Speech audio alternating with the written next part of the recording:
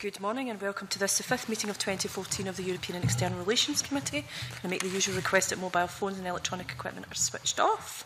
Can I welcome our advisor, Dr Dan Keneally, on our inquiry in the aspects of Scottish Government's white paper relating to the European Union? And can I tender apologies for our colleague, Hanzala Malik, who's not at committee today? Agenda item 1 is a decision on taking business in private, and the first item today is to seek members' agreement on taking agenda item 5 on correspondence to inquiry in private. Members agree to do that? Agreed. Yeah, thank you very much. Agenda item 2 is the Scottish Government's proposals for an independent Scotland membership of the European Union, which is the main item in today's agenda. The committee's inquiry into Scottish Government's proposals for an independent Scotland and membership of the European Union. And we have two separate witnesses today, one of whom will give evidence via video link. But first up, we're going to welcome Jim Curry, who is former Director General of the European Commission. And can we thank you very much for coming from Brussels to give evidence to the committee today. It's much appreciated. I believe you have a short opening statement, Mr Curry. Thanks very much indeed, Madam Chairman. Just a very short one to say that I've read quite a lot of the evidence given and the discussion and debate that's taken place in this committee, and I find it it's an absolutely fascinating subject and, of course, a very important one for the future of a Scotland that might become independent, and indeed the whole issue of the EU is very important for the UK generally. First of all, I'd like to say that I'm speaking not on anybody else's behalf, but only on my own, so it's purely personal, what you will hear. Based, of course, on my experience, both as a councillor at the UK Rep back in the 80s, and indeed in the various jobs I've done as chef de cabinet, as Director General, and so on and so forth, within the European Commission machine, which has indeed, of course, brought me into contact with the European Parliament, as a negotiator within the Council of Ministers, and so on and so forth. So I will use my experience to give you what I hope is straightforward and fairly honest advice as to how I see things, not how anybody else sees things necessarily. And I know that some of the debates you've been having have been pretty theological at times, but also deeply interesting, genuinely interesting. So thank you very much indeed. Thank you. We look forward to hearing your evidence in the next hour or so. One of the main questions that we've asked all of our guests to committee is whether, how Scotland has benefited from being a member of the European Union for the last 40 years, and whether you think that it's in Scotland's best interest to continue to be a member of the European Union. To answer your second question first, I think it's absolutely in Scotland's interest to continue to be a member of the European Union. We live in a very interconnected world, where one's interests, whether they be in relation to trade, environmental standards, or whatever else, you really do depend on being part of something bigger, particularly if one is a small country on the edge of Europe. It's no secret that, and not indeed a surprise, that Norway has sought a relationship with the European Union. Switzerland has sought a relationship with the European Union, which at the moment is under threat of some damage. But it seems to be not only a necessary part, but a very useful part of what happens to be a very interconnected and globalised world. So far as Scotland is concerned, I think the benefits of being in the internal market from a trading point of view, from lower tariffs, from lack of boundaries, for free movement for our students, for free movement for our people, and the benefits that one gets, even, for example, in relation to a Europe which actually, after very long and difficult negotiations, created a liberalised air transport service. So we all benefit from the Ryanairs and the EasyJets of this world, and whether we're going on holiday or whether we're travelling on business. So I think from many points of view, it has been and continues to be in Scotland's interest. And you'll notice that I haven't even mentioned money yet. I myself was director of the European Regional Development Fund in the mid to late 80s, when we set up a programming, and two of the three of the programs that I ran in my time, one was in relation to, were both under the European Regional Development Fund, but programs which massively benefited the transportation systems, the road systems, and so on, not only in what was then the Greater Strathclyde area, and when I travelled down to Argyll, occasionally, as I occasionally do, 2 or 3 times a year, it's very evident whether I'm going to see my mother in Kilmarnock or going to see my wife's past relatives in Argyll, that Scotland did benefit quite substantially from the structural funds.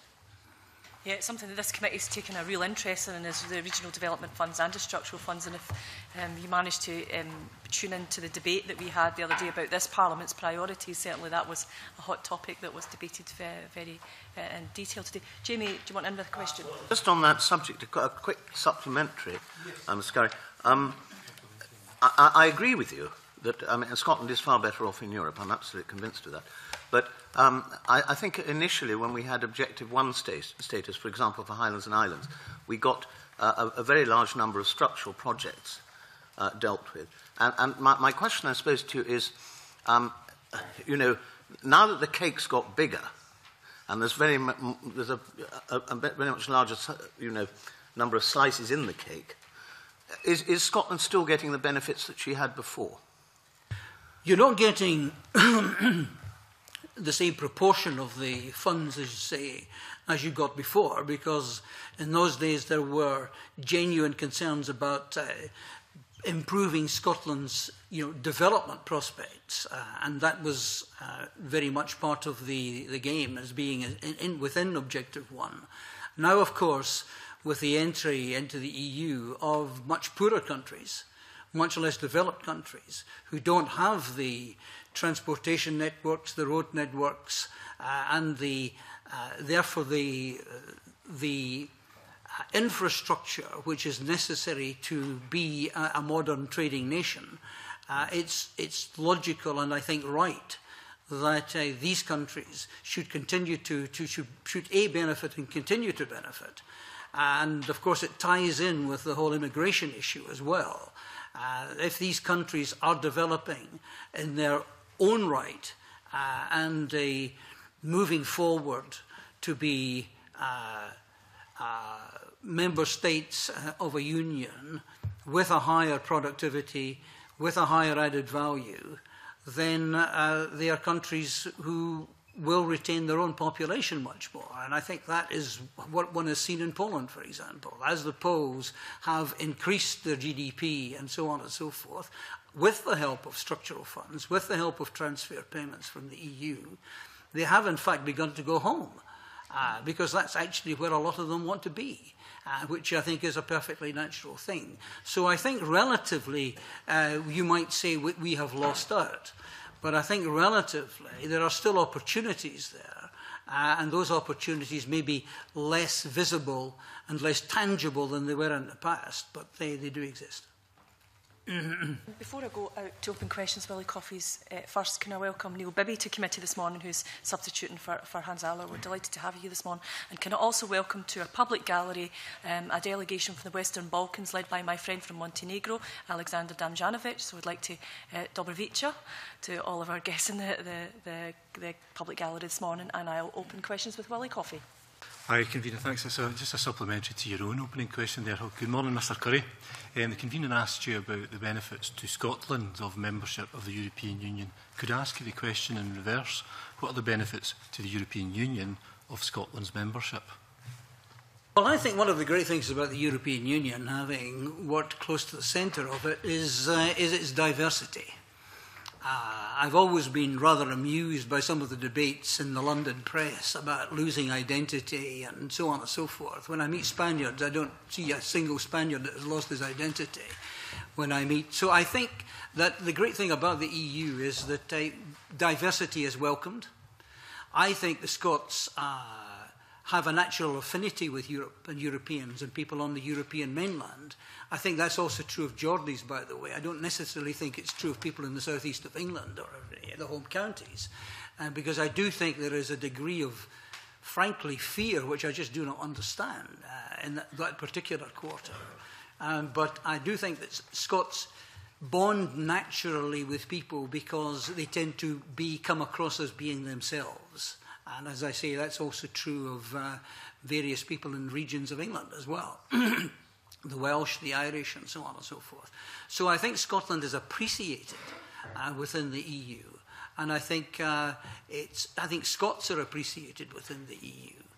And I do think that, for example, if you just take the issue of learning languages, a lot of people say it comes more naturally to Scots people than it does to English people. I think it's a mentality thing. I don't think it's a thing of necessarily innate abilities.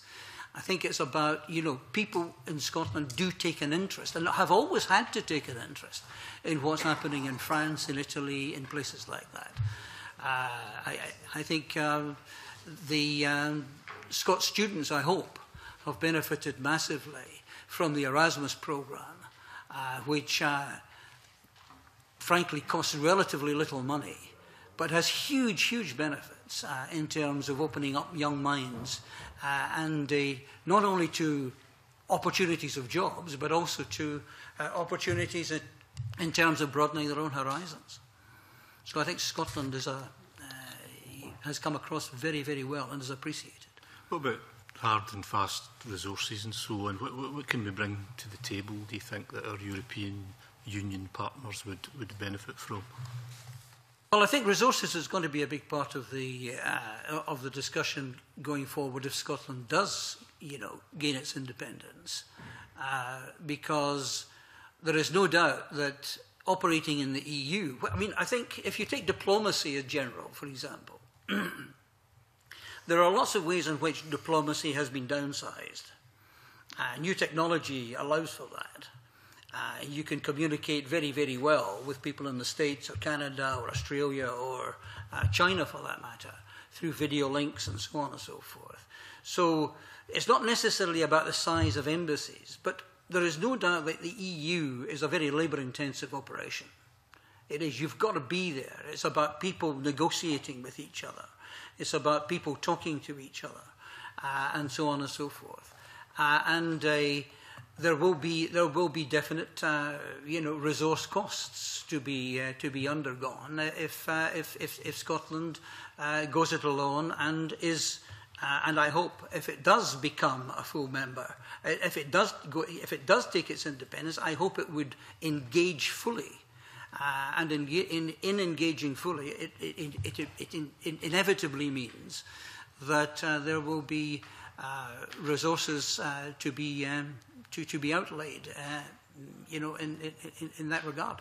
I was thinking more about hard and fast resources like access to fishing grounds, oil and gas, energy, things like that.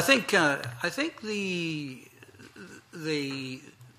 thing is that, again, it's about negotiation. It's about defending your interests. Negotiation, obviously, the EU does involve a degree of loss of sovereignty. In the modern world, it's impossible to have absolute sovereignty. It simply is not possible. People enter into trade agreements. The Chinese want to be part of the WTO. To some extent, they're binding themselves by supranational, multinational, international rules. So it's a loss of sovereignty to some extent is inevitable.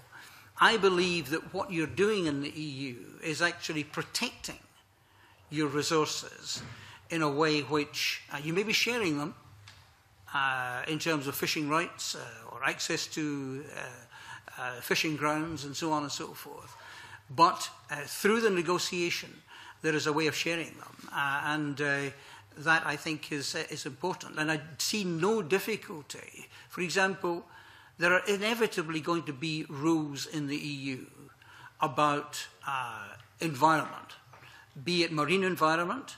Now, that is also part of a NOSPAR treaty, which is an international treaty. You have to be prepared to engage in order to protect what you've got and in order to enhance what you've got. Thanks for that. Thank you. Adamson. Thank you. Good morning, Mr Curry. Good morning. Just a quick supplementary in what you were saying about the engagement in Europe. Can you enlighten us about some of the models that small European nations have used in Europe? I noticed that Ireland have been opening embassies recently, the most recent in Kosovo, and they have a declared interest to have a presence in every European capital. But other models for small nations who share resources in this way and cooperate with one another across Europe? Well, I think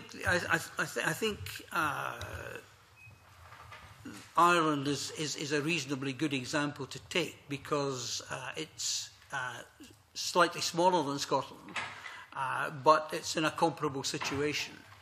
I think it's leveraged itself very, very well in terms of its reputation as being an open and deeply committed member of the EU. And that, so it doesn't have the same impression that one sometimes gets, particularly when people in Europe read the London press, about being slightly semi-detached in terms of its willingness to engage. Ireland, I think, would be for an independent Scotland a very good example of how to operate, because on the one hand, it shares resources in countries where it needs to. It doesn't need a fully blown ambassadorial diplomatic representation. On the other hand, it chooses its targets very, very carefully. And I think what one has to be conscious of in the EU is that the EU is not just about what your representation abroad might be doing in Brussels. It's also about what your representation in Paris, Madrid, Bratislava, or whatever might be doing in order to support what is happening in Brussels. Because it's inevitably, in Council of Ministers terms, a negotiation in Brussels among the member states. And I think that it's very, very important to recognise that representation in the EU countries is actually quite important at capital level. Oh, Rod Campbell on a supplementary, yeah? Just on this question of small states, is there any reason why Scotland or indeed any other small state couldn't play a full and constructive role as a member state size? Why Scotland? I beg your pardon. Scotland or indeed any other small state. Is there any reason why they can't play a full and constructive role as member states? Well, I would hope that the member states which are there at the moment, I think, do try very hard to play a full and constructive role. And I would hope that an independent Scotland would commit itself to doing exactly the same thing. And there is no reason why it shouldn't. I think in playing a full and constructive role, because the nature of the game is about negotiation on various topics, ranging from foreign policy and indeed defence these days, all the way through to my own particular subjects, customs, taxation, environment, nuclear safety, whatever it might be. Because of that wide range of things, inevitably, you are talking about not getting your own way in all particular circumstances, but therefore having to build alliances as you go forward in relation to whatever the topic is. A topic in which you may have a desperately keen interest, like fisheries policy, or one which you may have a much lesser interest. But nevertheless, you have a say at the table, and it's always in your interest to engage fully and constructively, and there's no reason why smaller member states can't do that either. They may feel that they're being outmanoeuvred and outpushed by member states with a bigger voting capacity within the EU, but nevertheless, you've got to box clever, as they say, and use your position to manoeuvre to your best advantage. And that often, of course, means that you've got to work upstream with the European Commission, who may have presented or be putting a proposal on the table for a new directive, a new regulation, a new initiative, or whatever it might be. But working through your MEPs, working upstream through your delegation, as UKRIP does at the moment on behalf of the UK, is absolutely essential. And influencing the Commission's thinking is essential. And making sure that the business community or the NGO community or whatever in Scotland was also engaged as part of putting across Scotland's message and Scotland's interest in the Brussels machine is absolutely essential. Open questions, Patricia. Dina, good morning, Mr. Curry. You mentioned that the relationship in Europe is all about negotiation. I think we would all accept that. So I wonder how realistic you think the Scottish Government's view that it would negotiate the same opt-outs as the UK currently enjoys actually is. I think that the issue of how one gets to become a member if Scotland has chosen independence in the referendum is a big issue and a very interesting one. I think that one has to start from the position that Scotland territorially is already part of the EU. I think one has to start from the position that Scottish people are already citizens of the EU. And I think that does make a difference to how it will colour the discussion. I'm not saying, it's going to be easy to do it under Article 48 or under Article 49. I think at the end of the day, that is a kind of legal issue. What I do think, for me, is pretty clear, is that an independent Scotland would have a right to be a member of the EU. And I think that it would be very difficult for member states, or a number of member states, a single member state, to go around the road of trying to block that entry or that membership, should I say, forevermore. I just don't see that happening. I don't think it's in anybody's interest for that to happen. And I don't. That said, to come to your question,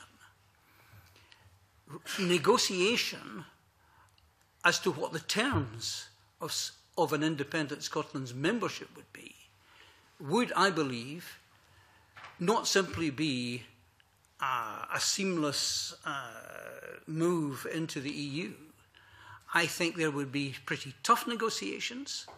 There would be tough negotiations revolving around a number of things, but more specifically, I think, around the opt-outs which the UK currently has, whether it be in terms of Schengen, whether it be in terms of the budget abatement, or whether it be in terms of the other opt-outs that one has in relation to justice and security. So I think that these things are going to be tough negotiations which other member states have the right to challenge, will have the right to challenge, and will have the right to see fully negotiated in terms of the conditions under which Scotland would become a full member state of the EU. So I think that aspect is going to be tough. I don't necessarily think, by the way, that the rest of the UK would be totally protected from that negotiation. So I do think that there's a sense in which, on the one hand, I think Scotland's right to membership, for me, is very clear.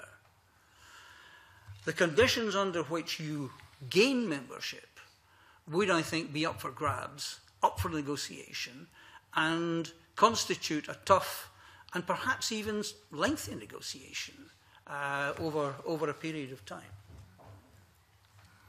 To follow that up then, you had mentioned earlier your hope and your belief that Scotland would want to be a very good member of the European Union, that we would be very involved and that we would want to cooperate and do what we can.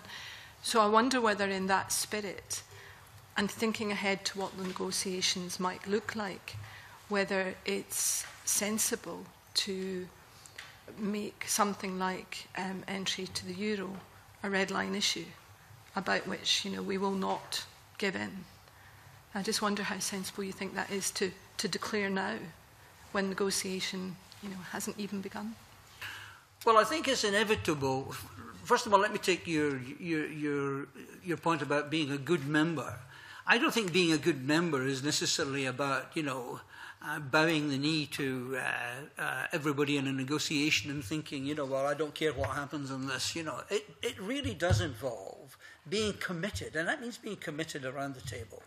It means defending your interests. It means explaining your interests in the first instance, so that people actually really do understand what is in Scotland's interest on a particular issue.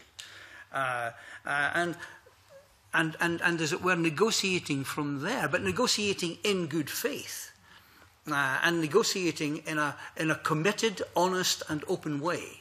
So that, I think, is for the question of good membership. Sorry, I beg your pardon. Could you just repeat the second aspect of the question? I fully accept what you've just said, by the way, by way of explanation. That makes absolute sense. But what I was really saying, I think, was that is it sensible to begin... To make the euro a red line issue? Yeah, especially, at this distance from any possible negotiations. Well, don't forget, I think it's perfectly legitimate for a Scottish government, as this government has done, to say, this is what we want. These are the conditions under which we want to move forward in this discussion, and to explain the government's position to Brussels and elsewhere as to what this government thinks is possible and what it would like as an outcome. That's perfectly legitimate. It's equally legitimate, however, for others to say, well, look, the norm is that when you take membership as a new member state, you effectively have to sign up to a certain number of things. And the acquired rights, as it were, or the acquired duties and responsibilities do include belonging to the euro. Now, membership of the euro, I suppose, like most derogations, if you like, from the norm in the EU, are usually time-limited things. And most opt-outs are regarded by Brussels and by the EU institutions as time expired, if you like. They're time-limited. They're not forever. And to that extent, I think it'd be perfectly reasonable for Scotland to say, it is very disruptive to assume that we would want to go into the euro from one day to the next. It's not going to happen. But on the other hand, I think the question of making that too much of a red line issue, I think it will come up in the negotiation as an issue. And I do think that there will be pressure from some for it to be recognised. But I honestly do think that in the negotiation, it would be for Scotland to explain the need for stability, the need for continuity in terms of a currency is actually quite important, and that actually needs time, if nothing else. Thank you. Neil Bibby. Thanks, Convener. Just to follow up from Patricia Ferguson's question, I was interested in the when you said the terms of membership would be up for grabs. Just from your previous answers there, do you think the Scottish Government is wrong to assert that all the opt-outs will be guaranteed and stay the same? I don't think you can assert pre-negotiation, treaty negotiation in terms of new membership as to, what would happen automatically. I do think the negotiation will be tough. I think if you think about it, there are parallel negotiations would be going on with the UK, the rest of the UK on the one hand, in terms of how Scotland extracts itself from the Union and establishes its independence and under what conditions it would do so. And in parallel to that, the UK would hopefully be helpful in helping to negotiate and continue a negotiation between Scotland and the EU and facilitate that negotiation as one moves forward. Now, in terms of the opt-outs, if you take things like the abatement, then I think it's a very unpopular thing with an awful lot of member states for very, very obvious reasons.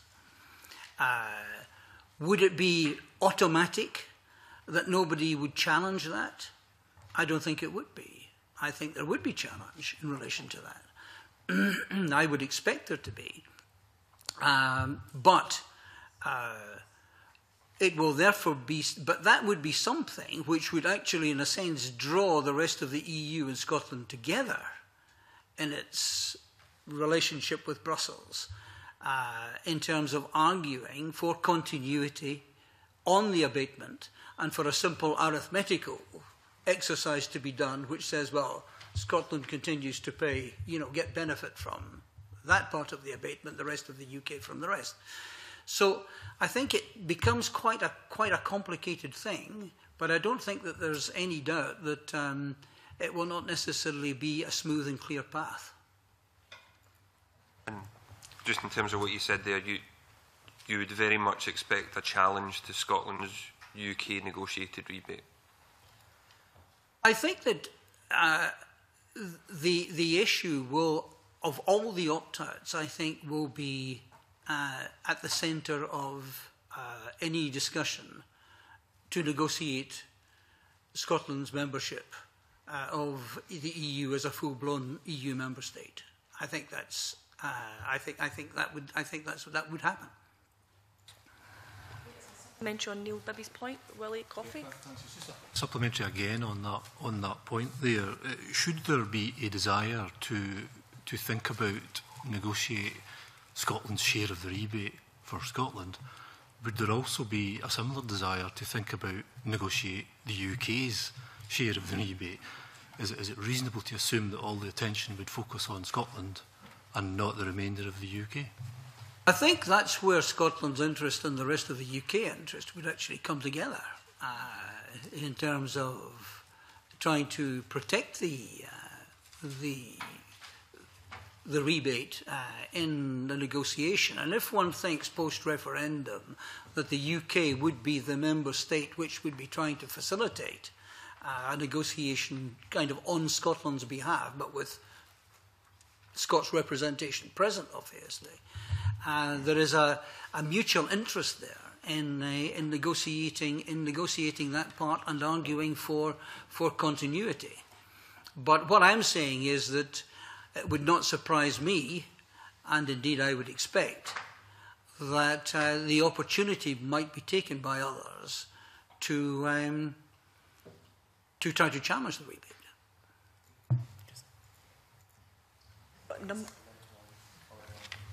Rod Campbell, quick supplementary, then I'll go to Claire. Mr. Coffey's point. Just on the rebate, I think in one of the government papers put out by the UK government, it suggests that if Scotland were a new member state, not only would the UK preserve its rebate situation, but Scotland would be required to contribute towards the UK rebate. What do you think of that proposition? Well, I don't think I would have any comment to make on that, to be honest. I think it's a lot of this is hypothetical. What we know is that a negotiation would be necessary, I don't think that that negotiation would be ultimately blocked by another member state, including Spain, by the way. If I read correctly what the Spanish foreign minister has said in recent weeks, the expectation would be, however, that, as I say, there would be challenges.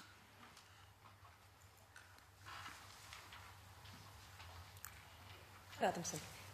Very, very quick question on, following on from really Patricia Ferguson's question about the red line issues. In negotiations, even if the situation arose where membership of the Euro was deemed to be necessary and Scotland's membership dependent on that, can you envisage any situation where membership of the ERM would be mandatory for Scotland? Again, I think it's the sort of issue which would have to be talked through, because the ERM is the antechamber to the Euro, and in that sense, it would certainly be an issue which would come up, and it's going to be very important for Scotland to be able to sort out this question of which currency area it belongs to what extent belonging to one or the other gives more protection, gives more continuity, reduces unnecessary costs, including transactional costs, and so on and so forth. For other member states at the moment, membership of the ERM is voluntary. Is that correct? Yes, for other member states it is, but I think it's almost a kind of natural staging post before taking on the full obligations of a single currency. But I think that Scotland, I think, on the one hand, has strong arguments to say that we are in the situation we are in, and our territory and our people are in the EU currently, is under certain conditions, and it's perfectly reasonable for Scotland to argue that those conditions should continue. But it's also perfectly reasonable for others to say, well, wait just now, the opportunity exists. There is a change. Change necessarily, gives us the opportunity to challenge because of that change, and we may want a challenge. Thank you. But the White Paper states out its continuity of effect at the moment, the continuity of the current situation. But the White Paper also gives flexibility for the Scottish Government to negotiate on areas such as justice and other areas. So is it not the case that the White Paper is setting out the Scottish Government's intent, but the negotiation flexibility is within that paper too? Yes, I think it's perfectly legitimate, and one would expect the government to set out its intent and set out its position and be as clear as it possibly can be as to the conditions under which it would expect to become a fully fledged member state of the European Union. So from that point of view, I don't think there's no surprise, and I would expect, however, it to be, as I say, challenged in certain respects. I don't think that others would necessarily expect or see the necessity of everything having to change overnight in terms of the opt-outs that the UK currently has. Not at all, because I think time would be needed, and in relation to justice and security issues, I see, for example, in the press yesterday in London, certainly, the latest thing being challenged by certain government backbenchers in the UK is the arrest warrant issue, for example. Would Scotland necessarily want to challenge that?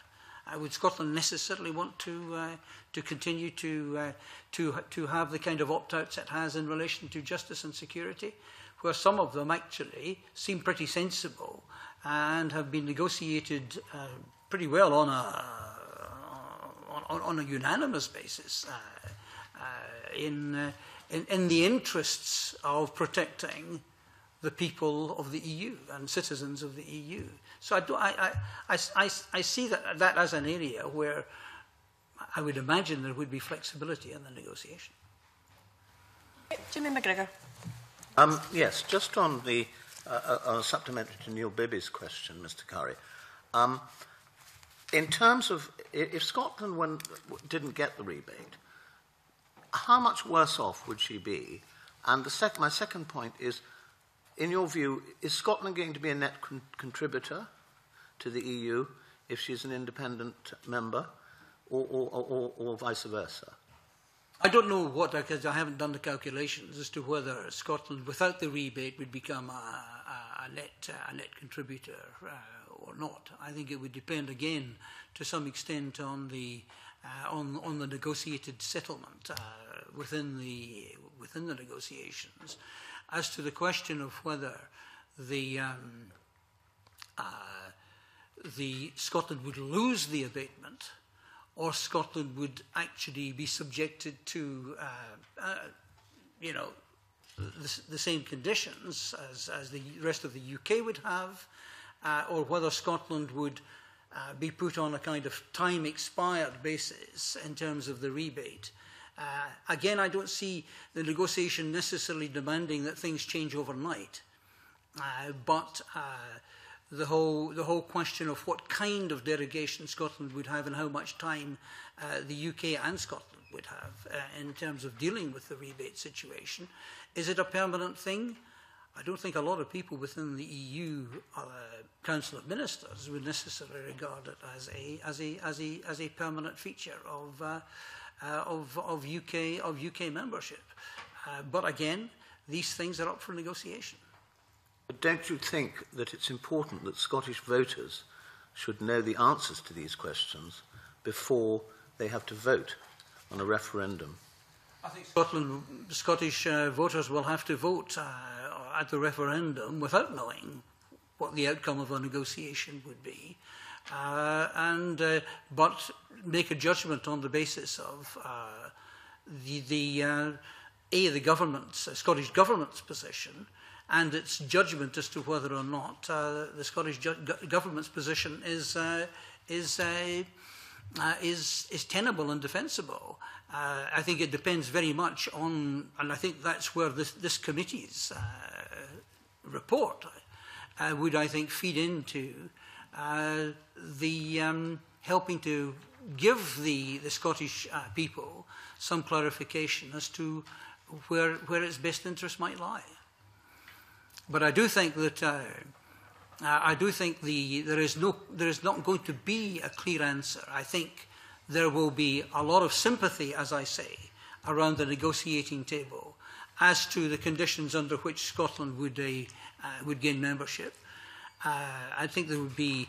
I don't see the abatement being cut off at source. That I don't think is going to happen. But I think again it's a question of how much time would be allowed to run these things in. Yes. Okay. Is it the case, as stated in the treaties, that under European law, a country which withdraws from the EU then reapplies as a new sovereign state has to apply under Article 49?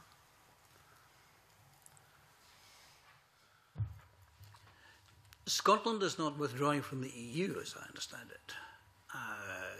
Scotland, it's the UK situation, which I think the UK government has accepted can change constitutionally, which is a rather different situation from the Spanish situation, under the Scottish constitution, i.e. the Treaty of Union. I think everybody has accepted that it would be that Scotland would have the right and has the right to opt out to seek its independence within the UK setup, as currently is. And from that point of view, the Spaniards would, however, challenge under the Spanish constitution Catalonia's right to do so. But I think the Spanish government does recognise, at least my reading of what the Foreign Minister has said, that under the UK constitutional arrangements, the exercise which we are going through at the moment is a perfectly legitimate exercise and one which has been accepted by the UK government. Now, that therefore puts the decision in the hands of the Scottish people. And from that point of view, the thing will move forward from there. Well, and one last point then. Unlike Sweden, which is eligible to join the ERM but chooses not to, would an independent Scotland be eligible to join the ERM and so able to fulfil the Maastricht Treaty obligations required for membership of the EU? I think Scotland would have not much problem in fulfilling the terms of membership of the EU, in the sense that it already has accepted, as a member of the UK, most of the acquis, which is the body of law within the EU, with certain opt-outs which it benefits from as being part of the UK. It therefore, I don't think, can be challenged on its potential membership of the EU on grounds of not belonging to the ERM or otherwise.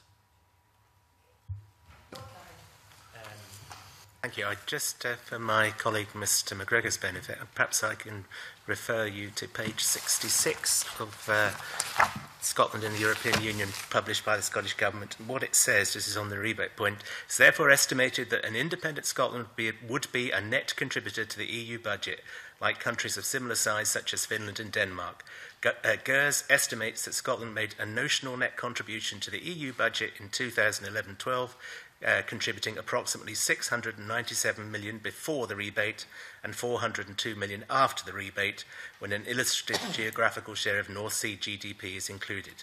Under the current fiscal framework, Scotland does not contribute directly to the EU, therefore its contribution can only be estimated. I just want to put that on the record. So the Scottish Government is making its position clear on that point, Mr McGregor. I didn't ask the Scottish Government, I was asking the witness. But you were suggesting that somehow or other... No way was I suggesting anything. Yeah, well, OK, put that on the record anyway. If we can just touch a bit further on this question of the acquis, the 35 chapters, how much kind of is outstanding, do you think, that would need to, the Commission would need to consider further in relation to a new member state such as Scotland, considering its 40-year history in the European Union? How much of a task is involved? I think the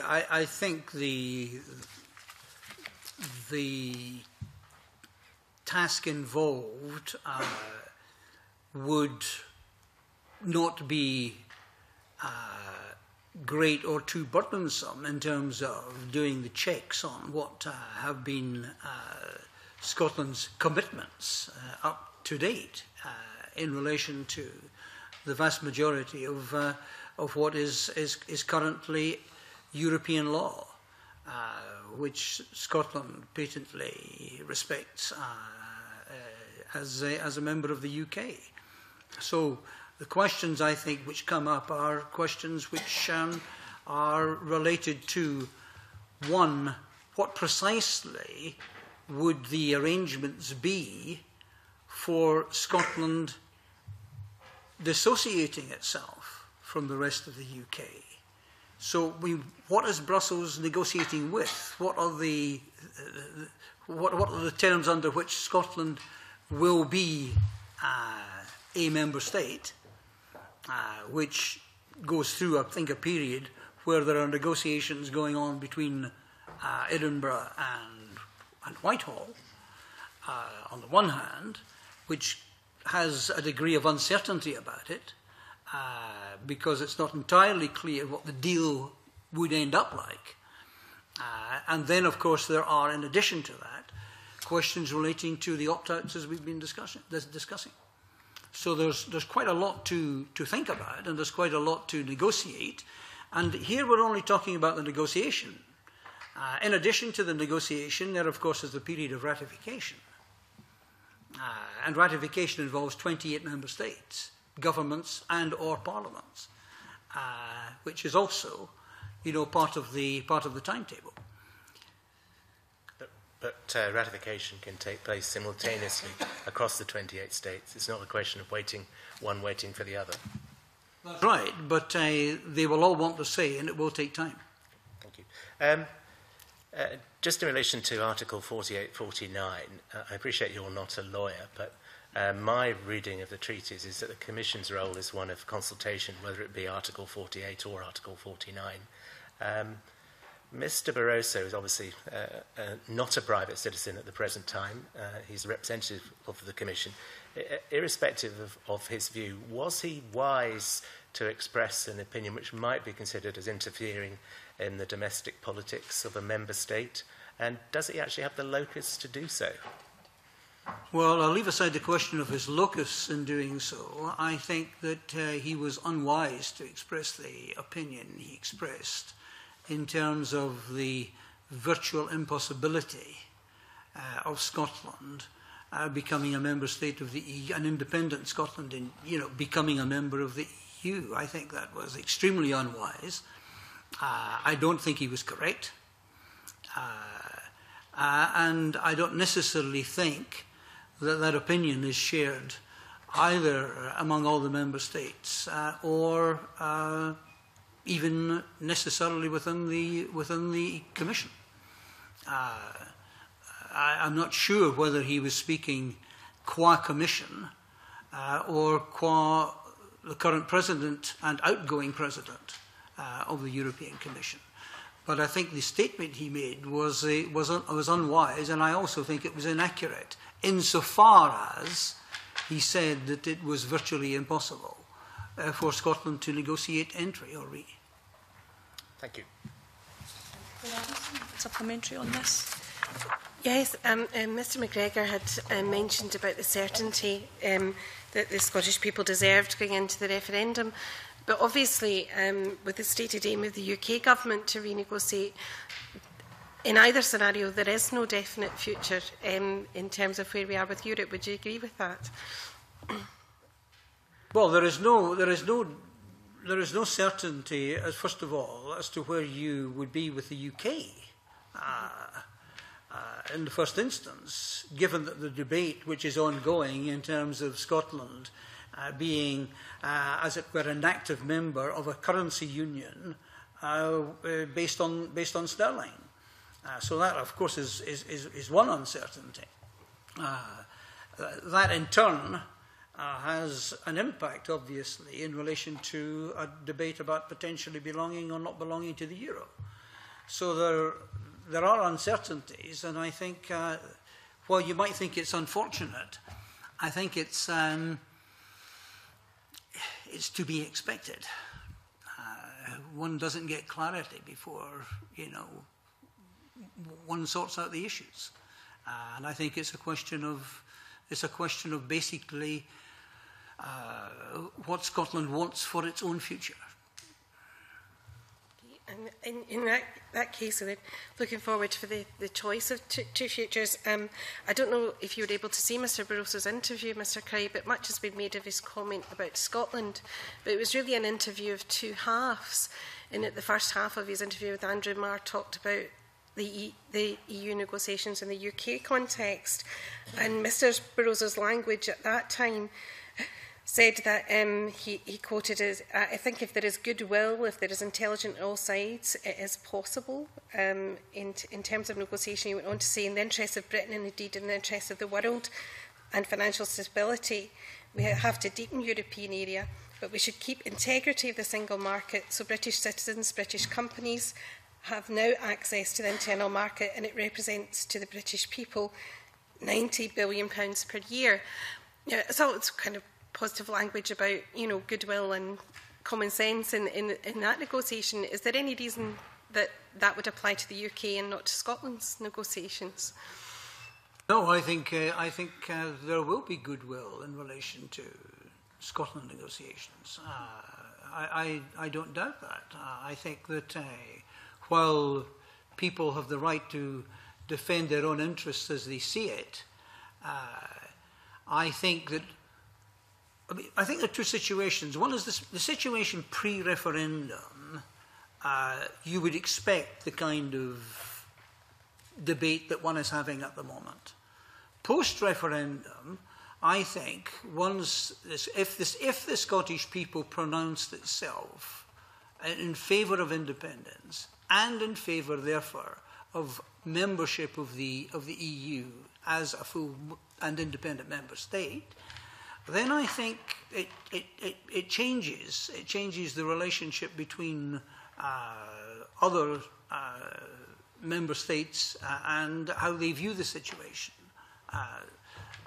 Just as it would change, I hope and I think, the attitude of the rest of the UK in relation to how it deals with Scotland going forward, both in terms of the negotiations for separation and also the negotiations for Scotland becoming a member of the EU. Mr Curry, you mentioned that you had read the evidence to the committee and the discussions that we've been having. Mr Barroso at the weekend also said that the £90 billion of the British economy, and to quote him, is so extremely important not to put that at risk. We did have discussions about what would happen and what the risks were if there was a hole in the European Union if Scotland somehow found itself outside of that. And given that, in my estimation, from doing quick calculations, this isn't a figure I can back up other than just my own research, that 90 billion, Scotland could be responsible for as much as 10 billion of that. So, you know, is that not also extremely important, pardon me, not to put at risk in terms of the stability of the European Union?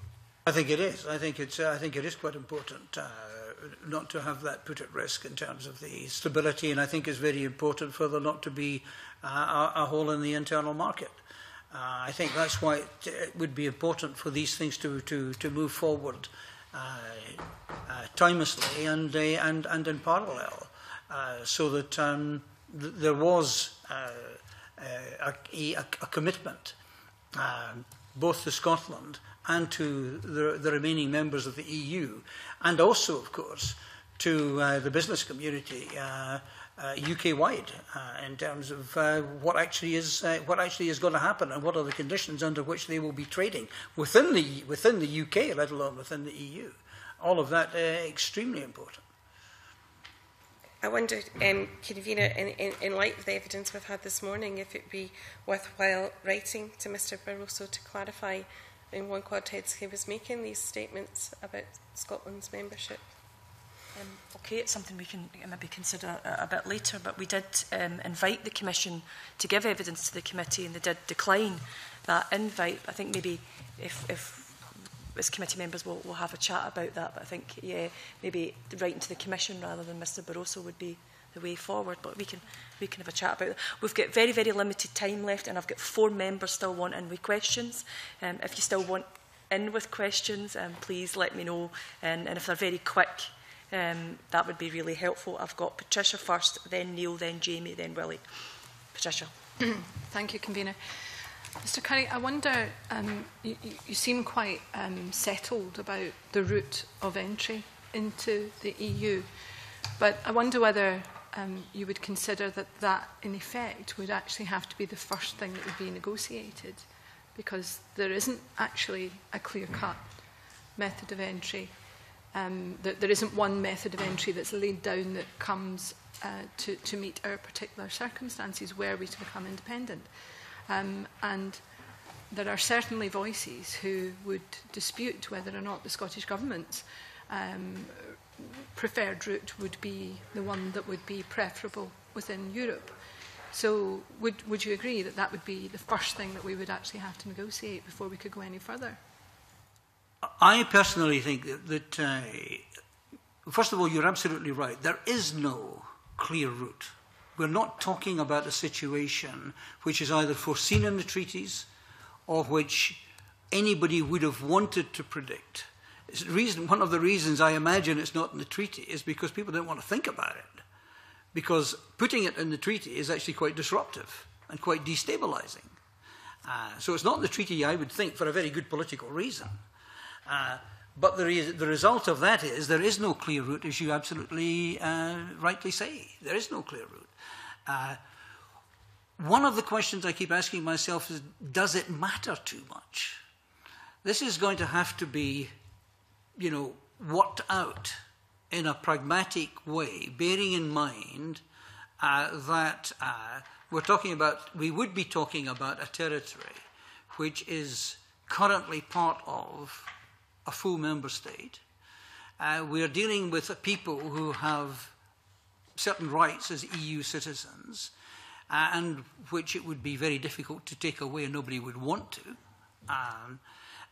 So I think there would be a pragmatic approach taken in terms of the talks, without necessarily saying, right, okay, the Scottish Government has its own view, but it's only natural that the Scottish Government would have a view which says there is a relatively easy route here and there is a seamless way in which to conduct this, whereas others would say, and I suspect that the legal services of the Commission may, I don't know, but it would be interesting to try to find out, take the view that, it's not quite as easy as that, and some other kind of route would have to be followed. It the bottom line for me is, it would be pragmatic.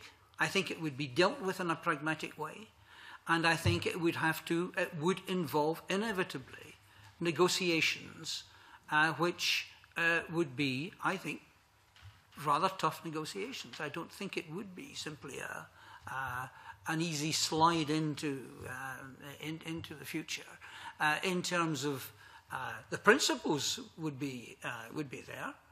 I think everybody would recognise that Scotland had the right to become a full-blown member, but it would all be about the conditions. Except that there will undoubtedly be those within Europe who will argue that actually the route in is prescribed, because if the people of Scotland vote for independence, they're effectively voting for a new sovereign state. And that sovereign state is not currently a signatory to any of the treaties, and perhaps has a special case to argue in terms of the history of its people and their association with Europe. But that actually, for a new sovereign state to gain access to Europe in that sense, there is a prescribed route, and there is no reason why Scotland should not have to follow that prescribed route rather than the one of the Scottish Government's choosing. And given that this decision will undoubtedly be made by politicians with their own interests to follow. But I think in terms of the prescribed route, one is talking about, that you're talking about, it really is the case of a member state which has not had an association with the EU. Mr. Curry, because I don't think it actually says that. I'm not saying it isn't said. No. I'm just saying it's a fact. I'm not saying it's said in the treaty. But there isn't some kind of qualification in the treaty, is my point, that the treaty itself is actually quite clear that a sovereign state applying has to go through a particular route, and that would be what Scotland, at that point, would be. That's right. But I mean, if you think that, back to the situation where Germany expanded to embrace Eastern Germany, there was a situation where the EU had to be pragmatic. The politics of it were really what was important, and a way was found. That, I think, is some kind of parallel with this situation. And while it's true that, I mean, even if it were a negotiation, as it were, kind of ab initio, there are certain things which we already know, which we don't know necessarily about a new member state like Kosovo, which I think is an unfortunate example, which was being used, I think, by President Barroso, i.e. that Scotland already has been applying you know, the highest principles of democracy, human rights, and so on and so forth. All of that, I think, can be taken for granted. That alone, I think, leads to a position where even if you were applying the new member state, new sovereign member state rules, you would be, I think, moving down a road in a very different way from you would be if it were some new member state, Serbia or whoever it might be. I think, though, that's part of the problem, because you either have a rule that applies or you don't. And the German example is, of course, very different in that that was a country coming together and expanding and becoming bigger. The politics of what you're saying seem to me to be to imply that because the treaty doesn't foresee this situation, that the Scottish situation would be stymied, which I just don't see happening. I think the politics make that extremely unlikely. So one way or another, I'll try, despite the fact that the current treaties do not take account of this particular possibility or situation, that nevertheless a way has to be found to begin a negotiation and to conclude that negotiation in due course. If I may, Convener, I'm not suggesting for a minute that the process would be stymied, but I think the political reality is that there is a process that should be followed. Now, you're correct to say, obviously, that Scottish citizens have enjoyed certain rights and responsibilities as members of the EU for 40 years, and I'm sure that will be taken into account. Of course, it must be. But that doesn't mean to say that you don't use that particular route or that particular process. Whether you make it a slightly accelerated process or make it slightly easier because some of the information required as a given is already there, is a different argument. But I do think that given that there is a prescribed route for a new member state that wishes to apply to be a member, wishes to become a member, that actually will have to apply to Scotland. Well, I myself feel that the conditions under which Scotland currently practices its membership, if you like, would be inevitably be taken into account in the equations. Has to be. Of course. Neil Bibby. Thanks, Convener. In terms of membership and opt-outs, Schengen has been mentioned earlier in the common travel area. We've heard the Scottish Government talk over recent months about how they would have quite a significantly different immigration policy from the rest of the UK if it became independent. I just wanted to ask you, in your experience, how is having or proposing a vastly different immigration policy compatible with being in the common travel area and being accepted into the common travel area with the rest of the UK? I think, again, it doesn't surprise me that a Scottish Government sets out what it would like in terms of immigration policy. What we know is that immigration is a very sore subject in terms of applying even the principles of the EU. But I don't see Scotland, in pragmatic terms,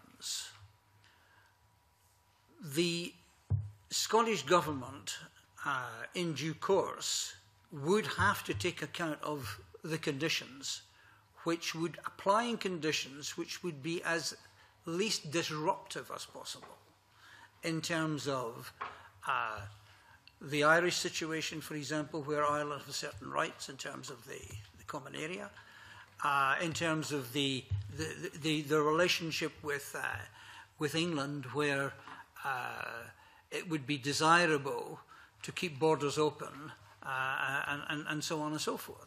So I think, again, it's going to be a pragmatic approach, and I can see these things being part of a discussion even before you get to the EU level between the Scottish government in Edinburgh and the rest of the UK government in Whitehall.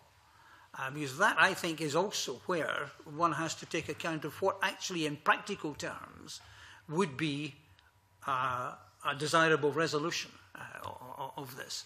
And then I think you get to, in the negotiation, you get to the question of under what conditions would the UK as a whole perhaps apply or eventually join Schengen. Because I think that actually could be part of the negotiation. So you could envisage a situation where the Scottish Government would potentially have to roll back on some of the comments it's made about immigration policy? I think, for practical reasons, yes. Presumably while still sticking to its principles and saying this is what we would like and this is what we will be aiming for. Jimmy McGregor. Thank you. Mr. Curry, you stressed at the start that your remarks were personal, and I thank you for that. Would you agree, though, that President, or Senior Barroso, who's been President of the EU Commission for 2 terms and Prime Minister of Portugal, is a man of very considerable consequence, and that he made his remarks saying there could be difficulties, if not impossibilities, on national television, that these were not personal remarks. They must have been remarks that have been discussed at great length and afforded by lots of different opinion. And that, in fact, also his predecessor, Mr. Prodi, said more or less the same thing. Now, would you agree, therefore, that there must be some reason for them saying these, and that are they not just trying to stop people from sleepwalking into a crisis? Well, I think they're expressing an opinion which may or may not be based on an opinion of the legal services of the Commission. But in expressing it the way he did, I think to say that something is virtually impossible, is it virtually impossible from the point of view of the treaty would not allow it to happen, which I think we all agree is unlikely in the sense that an independent Scotland would be able to apply and would be involved in a negotiation to belong to the EU. Is he saying it's virtually impossible because he doesn't think member states would swallow it because they would seek to block it? It's unclear to me why he was using the term virtually impossible. It's very unclear indeed as to why he was using that term. I think it was an unfortunate term to use because I don't think that virtual impossibility comes into it. I think what comes into it basically is, can terms be negotiated which would enable an independent Scotland and its citizens to be full-fledged members of the European Union? I don't think it is a question of virtual impossibility. Now, I think he was, as you say, repeating what Senior Prodi had said in previous terms, and I think he's holding out a warning that there will not necessarily be an easy negotiation and a clear path through to membership on the conditions which have been stated. Thank you. Okay, final question, Willie Coffey. Thanks, Convener. Mr. Curry, you mentioned East Germany there in that example. East Germany joined West Germany and became Germany, and became a member of the European Union almost within 3 months. It came from a background of being a communist state with absolutely no European treaties or acquis communautaire laws applied to it, and so on and so forth. And we're being asked to to believe that Scotland, a member for 40 years, fully compliant with the Acquis Communautaire, it's virtually impossible for Scotland, according to Mr Barroso. How can it be virtually impossible for Scotland to have been a member for so long and it to be entirely possible and very quick for East Germany to join the European Union? Well, as I said, I think that it was unfortunate that President Barroso used the words he did, and it's unclear why he used the words he did. Pardon? Why you thought he... Yes, exactly. I agree. But I mean, in terms of the this question of is it or is it not virtually impossible, I think that, as I say, there will be a difficult negotiation. I don't think it will be a matter of the doors being opened and Scotland simply sails through.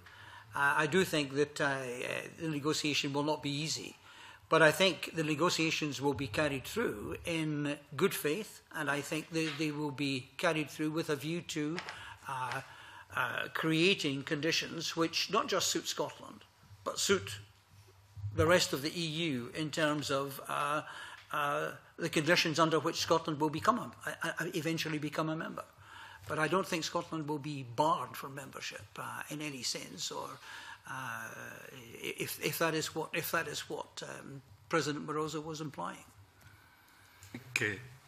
President Barroso's officials, I think, must be scuttling around trying to undo the diplomatic damage that he's caused, particularly in relation to his comments about Kosovo. His comments are entirely opposed, and I invite you to give me an opinion on that, on the expansionist agenda within Europe. He seems to be trying to shut the door on Scotland, and he also appears to be trying to shut the door on our colleagues from Bosnia, Montenegro and Albania, who I remind you are sitting behind you. Could you offer an opinion on that, please? I'm sure that's not his intention. That's how it's been interpreted. Okay, I think on that silence we we'll finish this session of evidence. And can I thank you very, very much. I think we've explored many, many avenues this morning, and we really appreciate you giving your time to the committee. It's been very invaluable. Thank you. Thank you very much indeed. Good luck with your deliberations and reporting. Thank you. I'm going to suspend committee for at least 5 minutes to allow us to set up for the video conference, and if members could maybe take the time to welcome our guests from the Western Balkans who are in the public gallery. I now suspend. Thank you.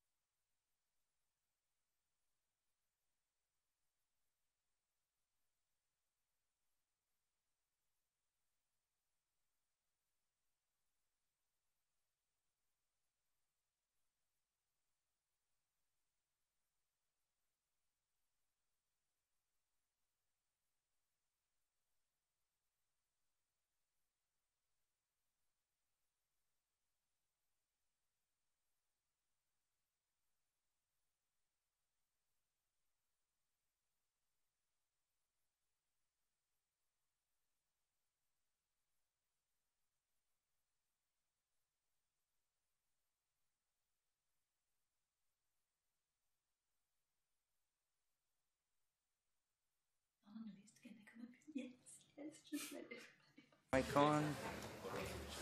Good morning.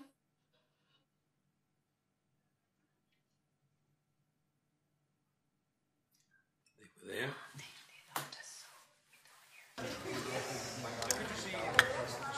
Good morning, Mr. Zumley. Can you hear me? Yes, I can hear you. That's superb. Thank you. Thanks for coming in. Apologies for keeping you waiting. Quick question. Is it in any way possible to maybe zoom the camera in just a little, please? Also, there seems to be a chair right... Well, maybe it'll disappear. That I think would be fine. No more than that. Could you go back to the one before, please? Yep, that's fine, I think. Now, there seems to be a chair just in front of the camera, which is a bit unfortunate. If it's movable? Oh, superb. Thank you. That looks very good. And you can hear me okay? Yeah, I can hear you. That's fine. I think we're in business then. Sorry? Great. I'll just explain to you, you will, when the committee resumes, you will see the members of the committee, and you should be able to see the individual members as they ask questions, but occasionally you might just see a shot of the whole committee room. Can I ask what you're seeing at the moment? Is it just some lights you're seeing at the moment? No, the committee room has just come on. You're seeing the committee room, right? That's fine. Okay, that is the room that, obviously that we're working in, and the shots will change as people are brought in by the convener. So we'll be with you very soon. If you just like to, stand by, we'll be with you in about 5 minutes. Thank you. Okay, thanks. Bye.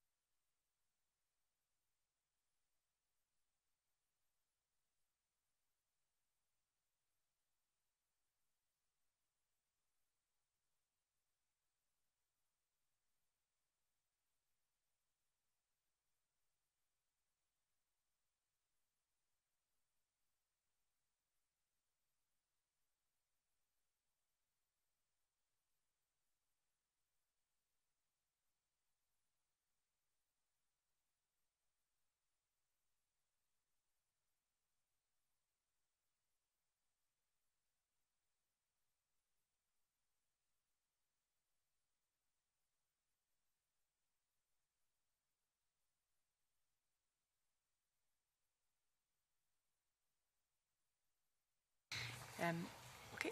Good morning and welcome back to the European External Relations Committee. And the second panel that we have this morning is Dr. Fabian Zulig, who's the Chief Executive of the European Policy Centre. And our apologies, Fabian, we last session ran over a wee bit, and I know that you've been sitting waiting, so we're going to get straight into it. And I know that you have an opening statement to make, Fabian. Welcome. Okay, thank you very much. I'll keep it to a short opening statement, and then I'm very happy to take questions on any of the elements. Let me start with just saying a couple of words on the value of EU membership for an independent Scotland.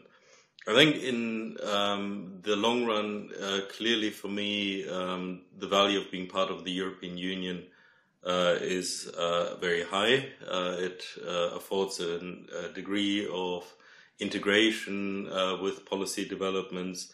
It enforces connectivity, and of course it has a very significant economic value. Being part of the single market is one of the major benefits of European Union membership. Of course, there are some countries which are outside the European Union, but are still inside the single market. countries such as Norway, which participate in the single market, but there's a political price to pay for that. So for a country like Norway, it means that they have to accept the body of law which is being produced by the European Union without having a political say in the design of those laws. So the political power of being inside is very important, particularly for a small member state. This does not necessarily mean that this has to be immediate. There could be a transition period, but I think the permanent situation, I could not envisage that an independent Scotland would not be part of the European Union. And in that light, I just wanted to say on the comments by Commission President Barroso, I think it is very difficult to see that Scotland would not be a member eventually if it so desires to be. It might be a question in terms of timing and in terms of the process of accession, and I think there are a number of issues around that. But the final outcome, given that Scotland is already fulfilling the vast majority of the laws which would be required, so in most instances it would fulfill the conditions of membership, I do not see how an independent Scotland could be blocked indefinitely from coming into the European Union. In the end, I'm not a lawyer, I'm an economist. In the end, the process of accession is a political process. There is a legal element to it, but in my view, it is the political process which is far more important in this. And I think when we look at the legal process, the process of an independent Scotland would depend to a very high degree on the kind of settlement which would be found between London and Edinburgh. It's very difficult for me to see that other countries in the European Union would explicitly go against a settlement which has been found on the member state level. Those countries which do have significant separatist movements in their own country would feel uneasy about it. I think that is clear, but I don't think that is a ground to veto an application from a country which fulfills the conditions. So there would have to be other reasons to veto it. So for me, one of the crucial political questions is in how far an independent Scotland would want to have a UK-type exceptionalism. Would it accept the obligations of membership as they are, or would it insist on having some of the special conditions which the UK has at the moment? And I'm very happy to come back to what that would mean in terms of currency, in terms of Schengen, in terms of budget, for example. I think the other point I just wanted to make at the outset is if we look at the potential of an independent Scotland as an EU member state, we should also take into account that there is a significant probability that there will be a UK referendum on EU membership, and that UK referendum might return a no to EU membership. So in my view, when we look at the question of an independent Scotland in the EU, we have to look at the question of the role of the UK in the EU and whether the UK will likely continue to be a member state in the longer term.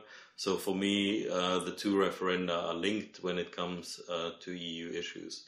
If the UK were to leave at a later point, it would have a significant impact on the Scottish EU relationship as well, given access to the single market, given issues around currency, given issues around Schengen, for example, or in terms of the financial support an independent Scotland would receive from the European Union.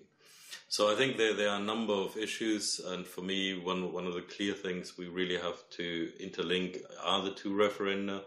I think this is part of the discussion which at the moment is being neglected, but I just wanted to throw in these thoughts, and I'm very happy to come back to any of that in the question and answers. Thank you. Thank you very, very much, and I think you'll find that all of these arguments will be scrutinised in detail this morning, Fabian.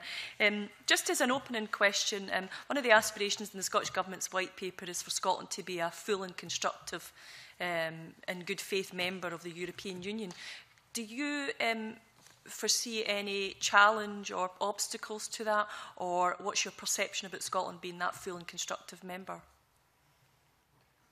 I don't see how in the longer term an independent Scotland could not be a full and constructive member. I think there is, of course, the question of political will. I do think there's a problem with exceptionalism.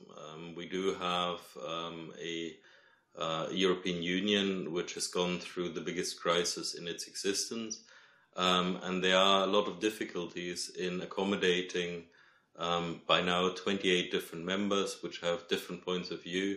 If we get too much exceptionalism, or to put it even more pointedly, too much cherry picking, then it becomes very difficult to accommodate that within the European Union. But in principle, I do not see why an independent Scotland could not be a full and constructive member.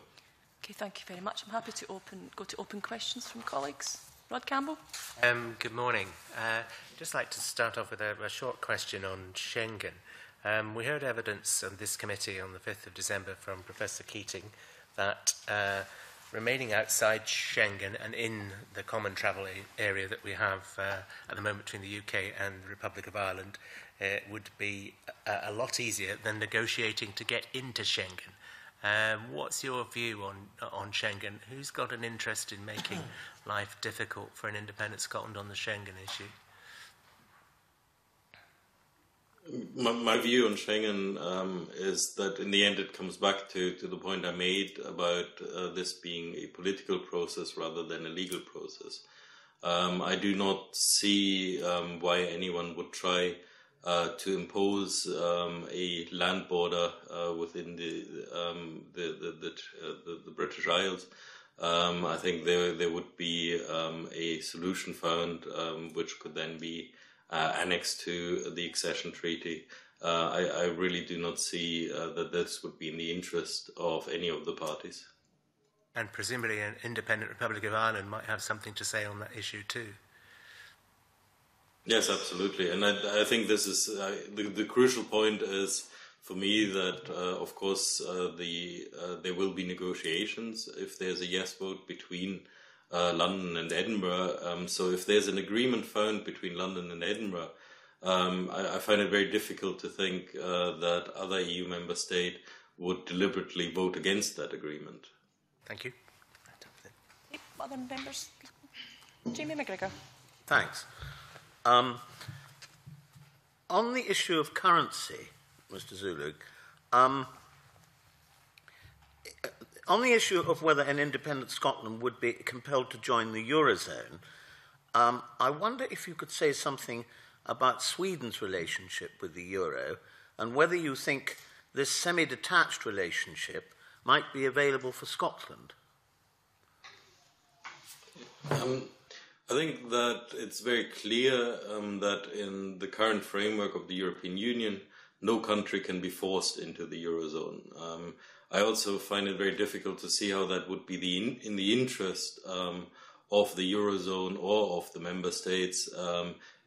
Dragging a reluctant country into the Eurozone, I find very difficult to envisage.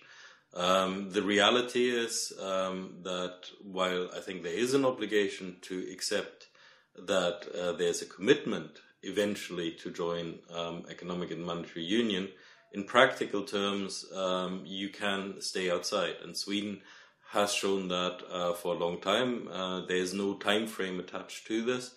By not joining the exchange rate mechanism, which is one of the preconditions for Euro membership, a country can choose to stay outside the Euro effectively, indefinitely.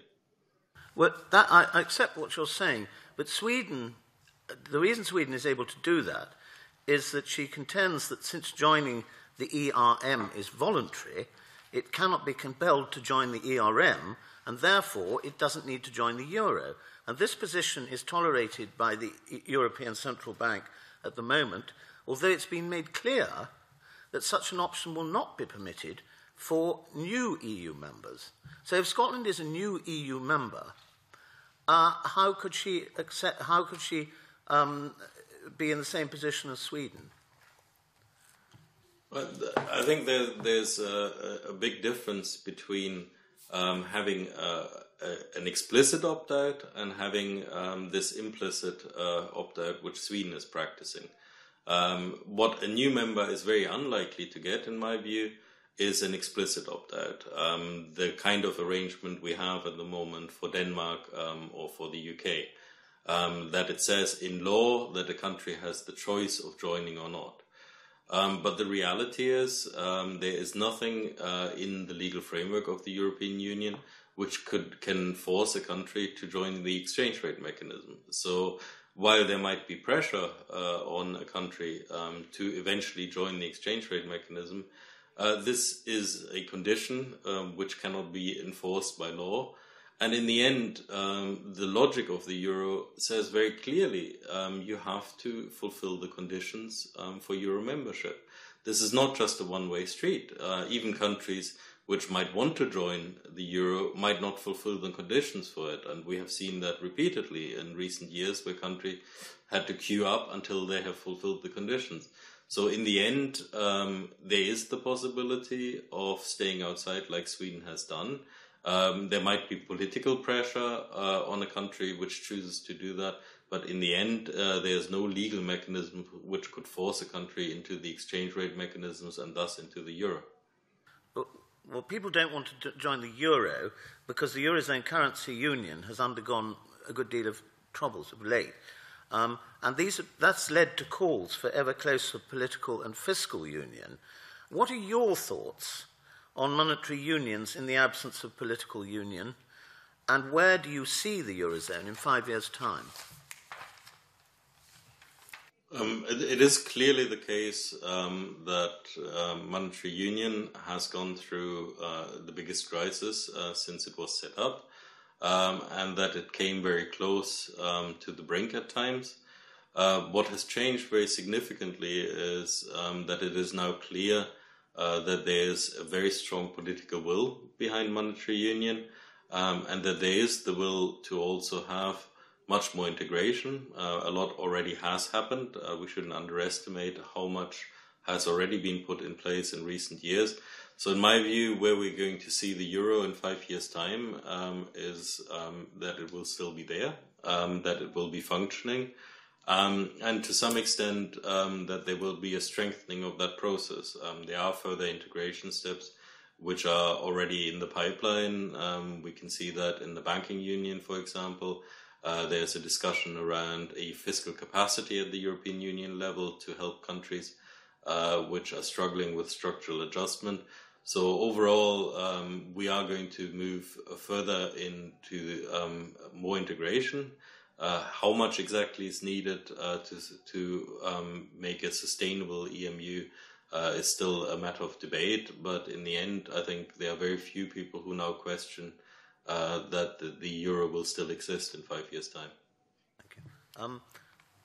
My last question is, given President Barroso's recent intervention on an independent Scotland's membership of the EU, I wonder if you could comment on the rationale or the reasons for such an intervention, and has Mr. Barroso commented in such terms regarding the membership of any other applicant country? I find it difficult to talk about the rationale. President Barroso did not state why he was making this intervention. For me, I find it a little bit surprising because ultimately to suggest that there might be a difficult process of becoming a member, I would agree there could be potential pitfalls.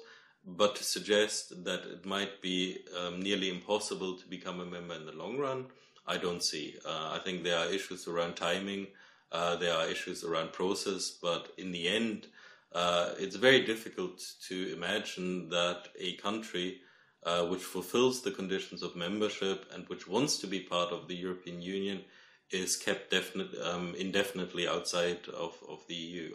I do not see this would happen. And do you know if he's actually commented in such terms regarding the membership of any other applicant country? I'm not aware of any comments of that nature he's made before, but I might not have a complete overview. Thank you. Okay, on a supplementary on that point, Rod Campbell? Supplemental on a couple of points, but just following on from the last point of Jane McGrigor there, do you think President Barroso was unwise to make those comments? I wouldn't want to judge whether the comments were unwise. I think maybe that the suggestion that there are potential parallels between the situation in Kosovo and Scotland, I think that was maybe a suggestion which didn't help the debate. I think, in my view, the comments could have just simply talked about the process and about the timing, making a relatively political point I find a little bit unhelpful. Thank you. Just turning back a bit to the question of the euro, under Article 140 of the Treaty on the Functioning of the European Union, there are 4 tests, economic tests, before a country can join the euro. Can you just clarify where we are now with the tests that the applicant country ratio of annual deficit to GDP has got to be less than 3% and the ratio of gross debt to GDP less than 60%? How is that being applied at the current time? There have always been provisions in those tests to also take into account exceptional circumstances. So, for example, when we're talking about the debt to GDP ratio, there has always been a provision to say if the debt to GDP ratio is moving in the right direction, then there can be exceptions made. Otherwise, some countries which are part of monetary union wouldn't have been part of monetary union. For example, Belgium has significantly higher debt to GDP ratio than the 60%. Italy, of course, also has a higher debt to GDP ratio. So there has always been a certain degree of flexibility which is built into those tests. But it is also true to say that given the problems which we have seen in the Eurozone, there's also a pressure on the Commission which assesses whether a country fulfills these tests to be fairly strict, to make sure that a country really is ready to join the Euro, so that you don't get longer-term problems which come from a very painful adjustment process which would then have to follow after the country joins. Right in saying it's not just simply a question of whether or not a country's been a member of the exchange rate mechanism. There are other factors to bear in mind. Absolutely. I mean, the exchange rate mechanism is only one part of the overall test. However, if you're not part of the exchange rate mechanism, then clearly you cannot fulfill that test. So so far, no country has come in which hasn't been part of the exchange rate mechanism and has fulfilled the test as it is set down in there, and I can't see that happening in future. Thank you. Neil Bibby. Thanks, Convener. Good morning, Dr. Zulig. In terms of the membership to be negotiated, we mentioned, discussed that quite a lot this morning. I notice from your evidence you've said the European Parliament Commission likely to be predisposed to opt-outs and special treatment. And Dr. Curry earlier said that he expected other EU states would challenge an independent Scotland's share of the negotiated United Kingdom rebate. Can I ask you, Dr. Zulig, do you see a situation where there is a challenge to Scotland's share of the UK rebate should it become independent? And if Scotland leaves the UK, do you think there is a chance that Scotland loses its share of the United Kingdom rebate through negotiations? I think that there's a very practical consideration here, which is a question of would we really reopen budget negotiations at the European level in the event of a split between Scotland and the UK. For those who have been involved in the budget negotiations, it's very difficult to see that any country would have an interest in reopening those negotiations. They are very painful. They have to have agreement of all the member states. So opening one part of that can easily lead to a much wider discussion around every part of that. My view would be that in the end, there will be a solution found at the London-Edinburgh level, which includes the finances from the EU, and that would be a transition arrangement which would then also be accepted in other countries. However, what I think is clear is that it would be a transitional arrangement which would last until the end of the current financial programming period, so 2020, and there would be no right to continue to have a rebate indefinitely. I cannot see that being granted to another country. But having said that, when it comes to 2020, there will be a renegotiation of the whole budget. So it will not only be that part which is under pressure, but there's clearly going to be also intensive pressure on the UK about its rebate. So it will be a much wider discussion, and presumably at that point Scotland would also be one of the member states around the table if independence and EU membership goes ahead. Thank you. Okay, Willie Coffey. Thanks very much, Convener. Good morning, Mr. Zulik. Just firstly to pick up on the point raised by Neil Bibby there about the possibility for a renegotiation of Scotland's share of the UK rebate. I think you said that it would not be in our interests to have that happen because it could open up a wider attempt to renegotiate the rebate perhaps for the UK. Could you expand on this a little? If there was to be discussion about Scotland's share of the rebate, do you think our colleagues in the European Union would equally wish to discuss with the UK its share of the European rebate and other factors? Well, the reality, I mean, we have a very difficult negotiation process when it comes to the EU budget, the multi-annual budget. And if you reopen that whole negotiation, there are a very large number of things on the table. We are not talking about just a single issue. Of course, the UK rebate is one of the issues which is always discussed when the EU budget is discussed. But there are a number of other issues which are also difficult for other countries. So my point was really that none of the member states have an interest in prematurely reopening that discussion. It was very difficult to come to an agreement. So I do not see that anyone would want to reopen that discussion.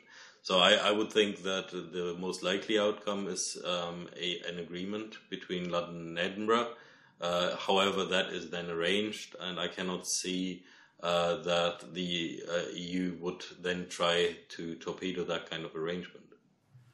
So I think from what you're saying, it would appear to be in the interests of both Scotland and the United Kingdom to maintain the existing arrangement in terms of what we call continuity of effect.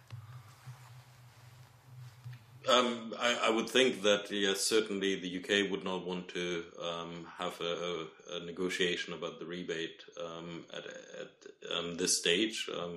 But I think the key difference, I would say, is that I do not see that whatever agreement is found then is a permanent agreement. I think it would last until the next big negotiation around the budget, which will be in the run-up to the next programming period from 2020 onwards. Could I switch the line of questioning just to talk briefly about the role that smaller states can play within the European Union? At a previous meeting I had the privilege of attending, the Irish European Minister described Ireland's participation in Europe as being a very, very positive one because of the association that Ireland can establish with other small European states within Europe. what role would you see therefore for Scotland within the European Union, and how it might develop its relationships with other member states in the European Union? I mean, my general point would be that the effectiveness of the engagement of any country in the European Union, whether large or small, depends on the degree of political willingness.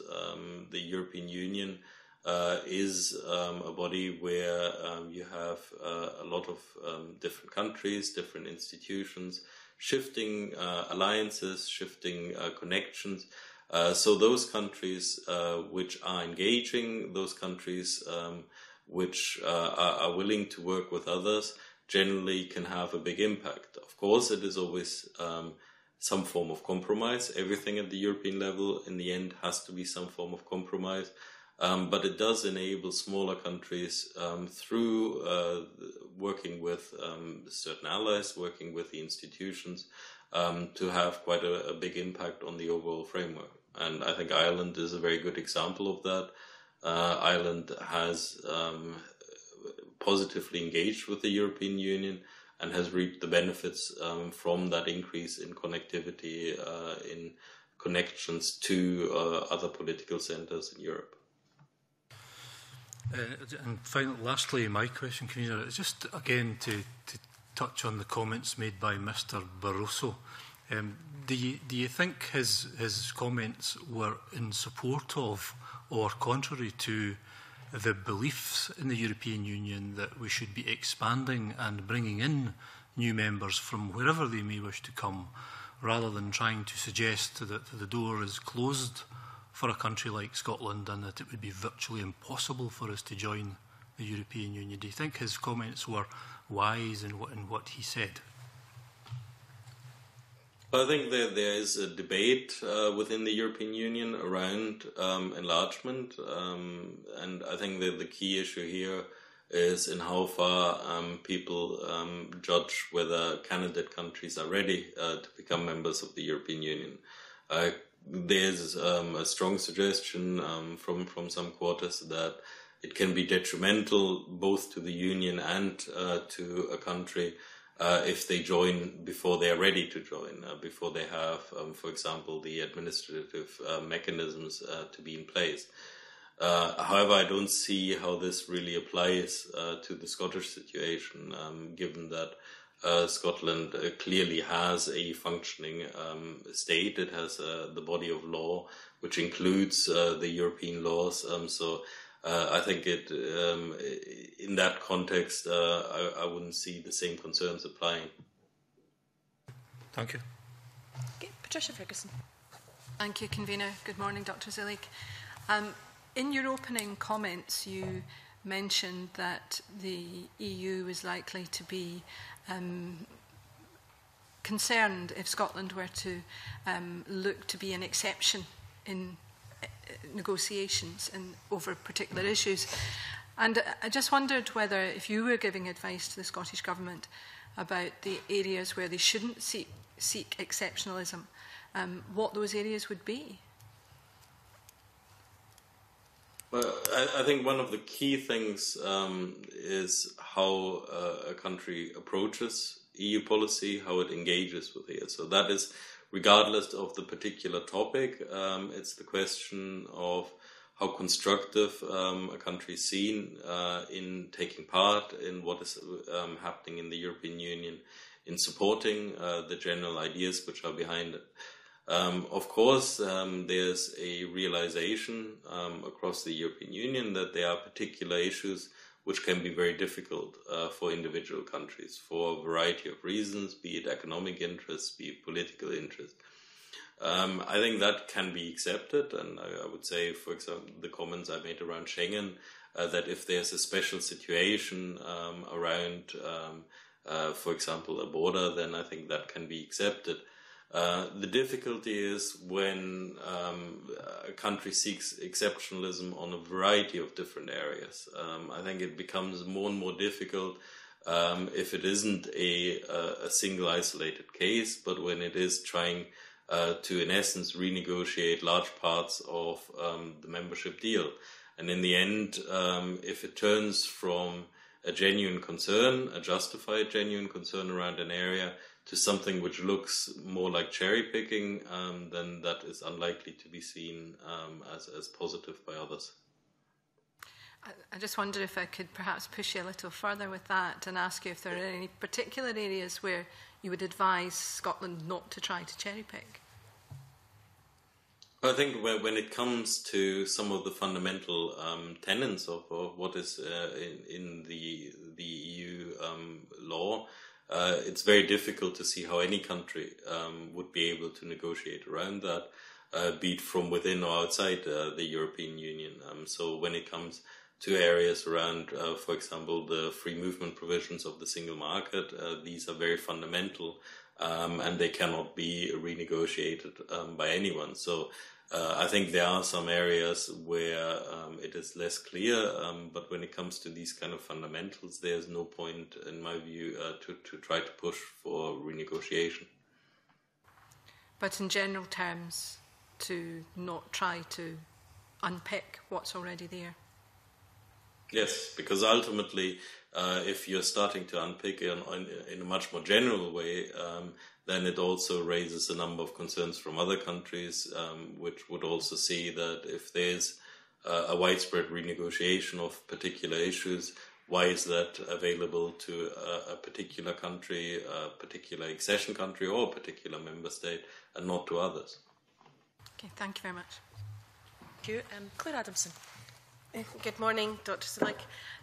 I was wondering if I could ask you about the situation going forward in terms of the future for Scotland as an independent nation in Europe and the rest of the UK, or the alternative where the rest of the UK, as it would be renegotiating its terms of membership within the EU, of which we have no detail at the moment. We don't know what that might be.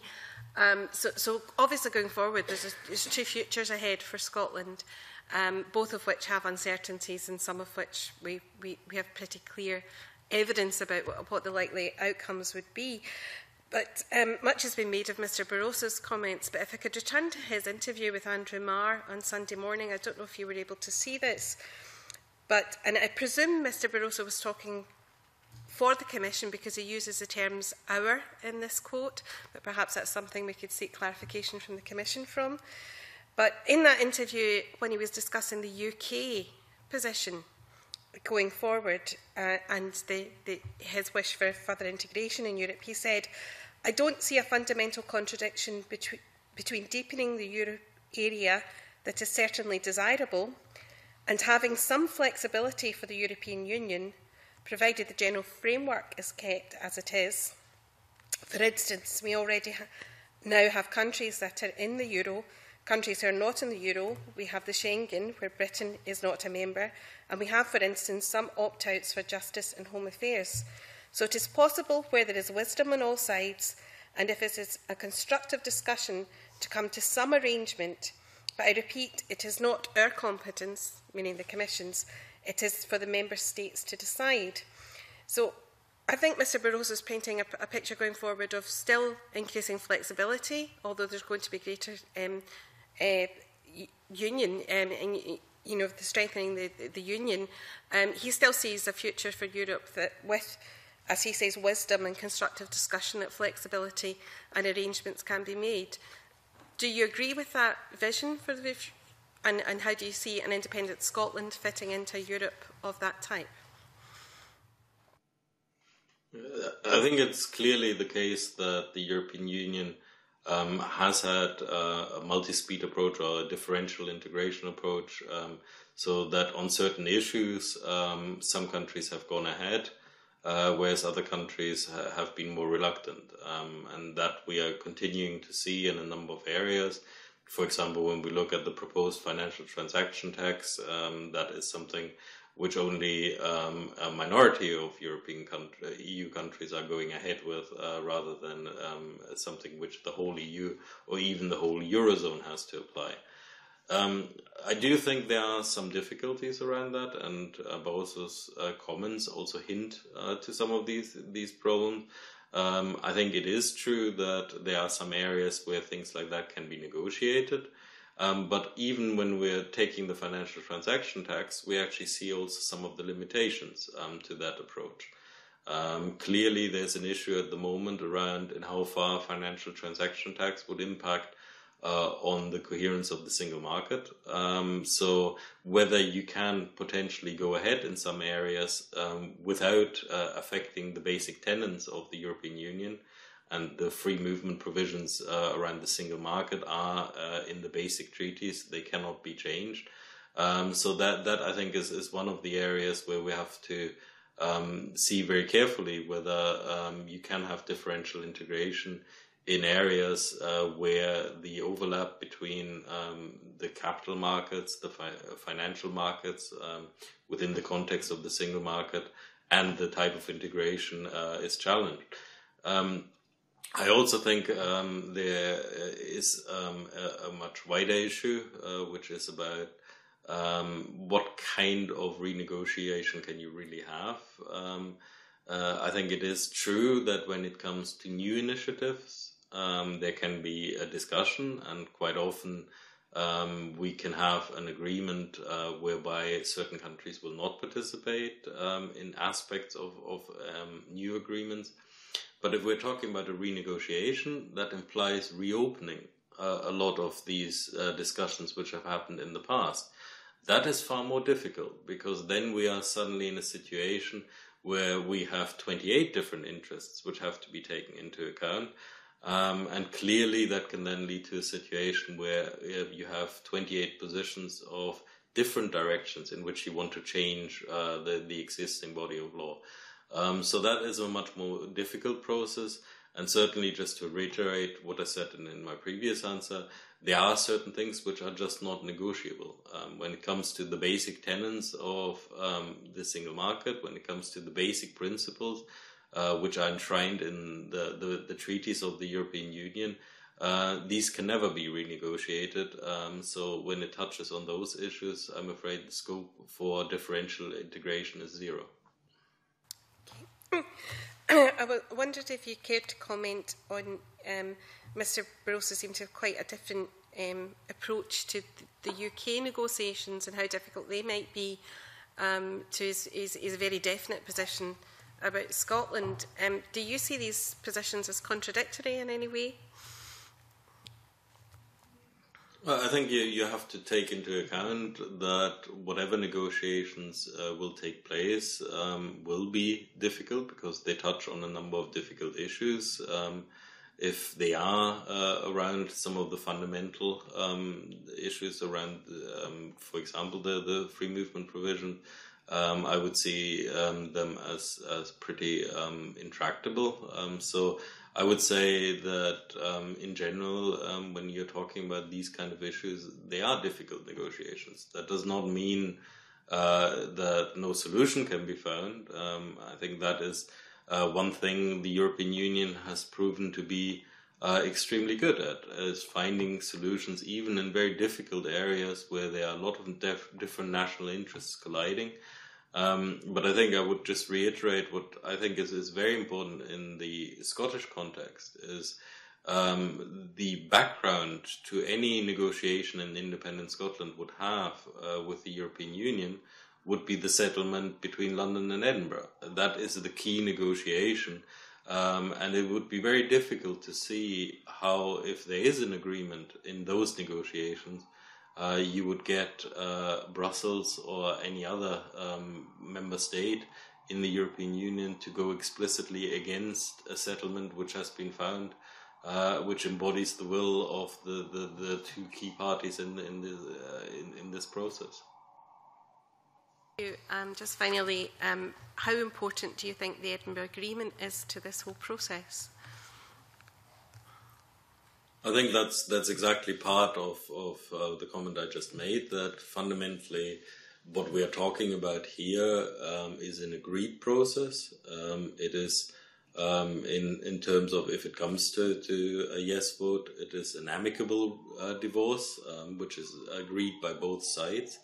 The UK government has clearly committed that it will honour whatever the outcome of the referendum is. So it's a very different situation than, for example, a unilateral declaration of independence. So that, for me, is one of the key reasons why, for example, the comparison with Kosovo is very difficult to see. It's a very different situation. Kosovo, of course, did not agree with Serbia about the process of separation, whereas what we're talking about here is a settled legal process, which is very different to that kind of process. Got a few more minutes for some more questions. Members, Willie Coffey. Thanks very much again, Convener. I just wonder if I could touch on the Barroso intervention again in relation to Kosovo. What reaction, if any, has there been in Europe to this? Because it seems to have upset quite a number of people, particularly our friends in the Balkan countries who may see themselves and do see themselves as candidate countries to join the European Union. His comments appear to put some distance between them and their membership of the European Union by his comments here. Has there been any reaction that you're aware of to this intervention? I mean, clearly there have been some reactions also from the region. I mean, it is. What we have is a accession process where a number of countries are official candidate countries who are in the process of becoming members of the European Union. And clearly we've seen that earlier Slovenia, now Croatia, can become members, although, of course, there have been a number of difficult issues which also have to do with the civil war which was there and the nationalist movement in some countries.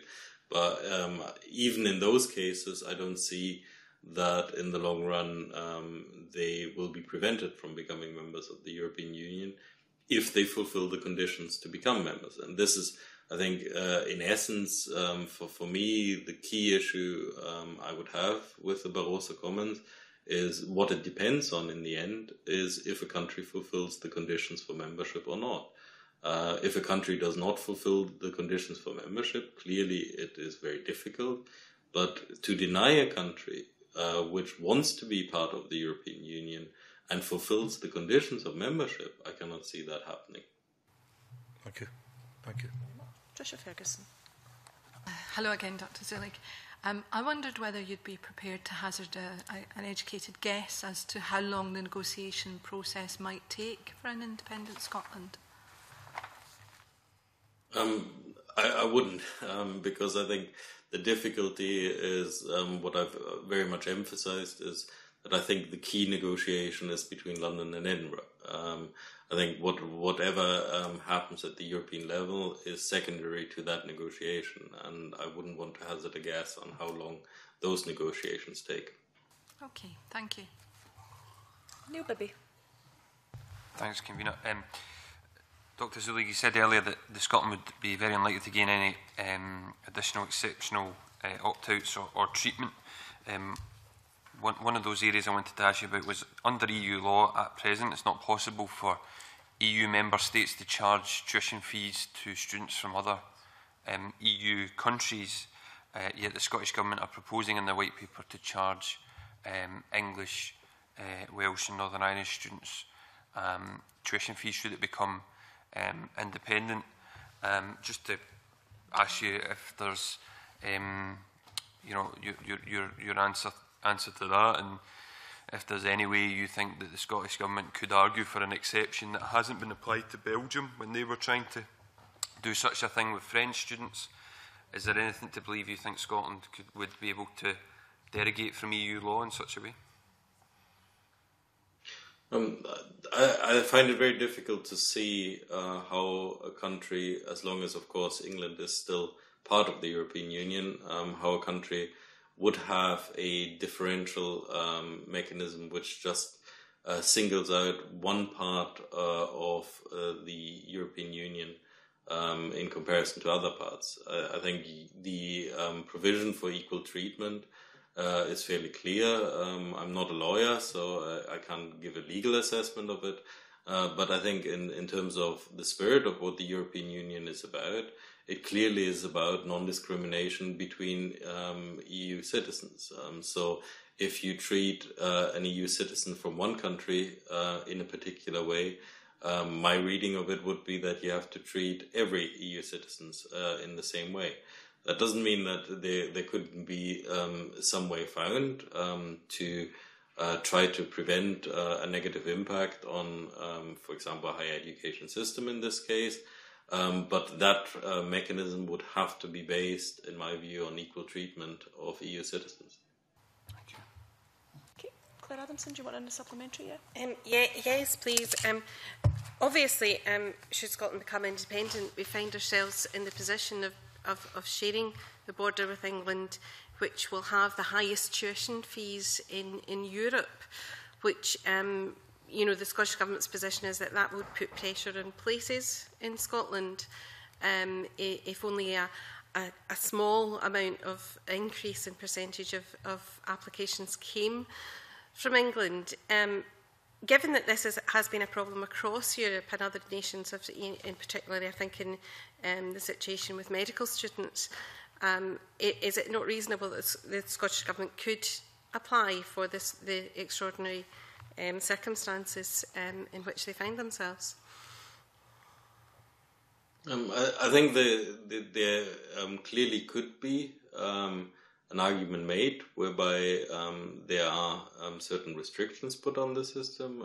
It does exist in some areas. I mean, if we look at health systems, for example. But I think that the difficulty I see has not to do with putting certain restrictions around it. The difficulty I see is the fundamental tenet of European law that you have to treat EU citizens equally. So you could not, in my view, make a distinction between, say, an Irish student who applies to a Scottish university and an English student or a French student. So this, for me, is at the crux of the matter. And that, I think, is clearly one of those areas which are non-negotiable, because we are talking here about basic mobility of EU citizens across the Union. And we have very clear court cases which have repeatedly stated that you cannot discriminate against particular groups of EU citizens.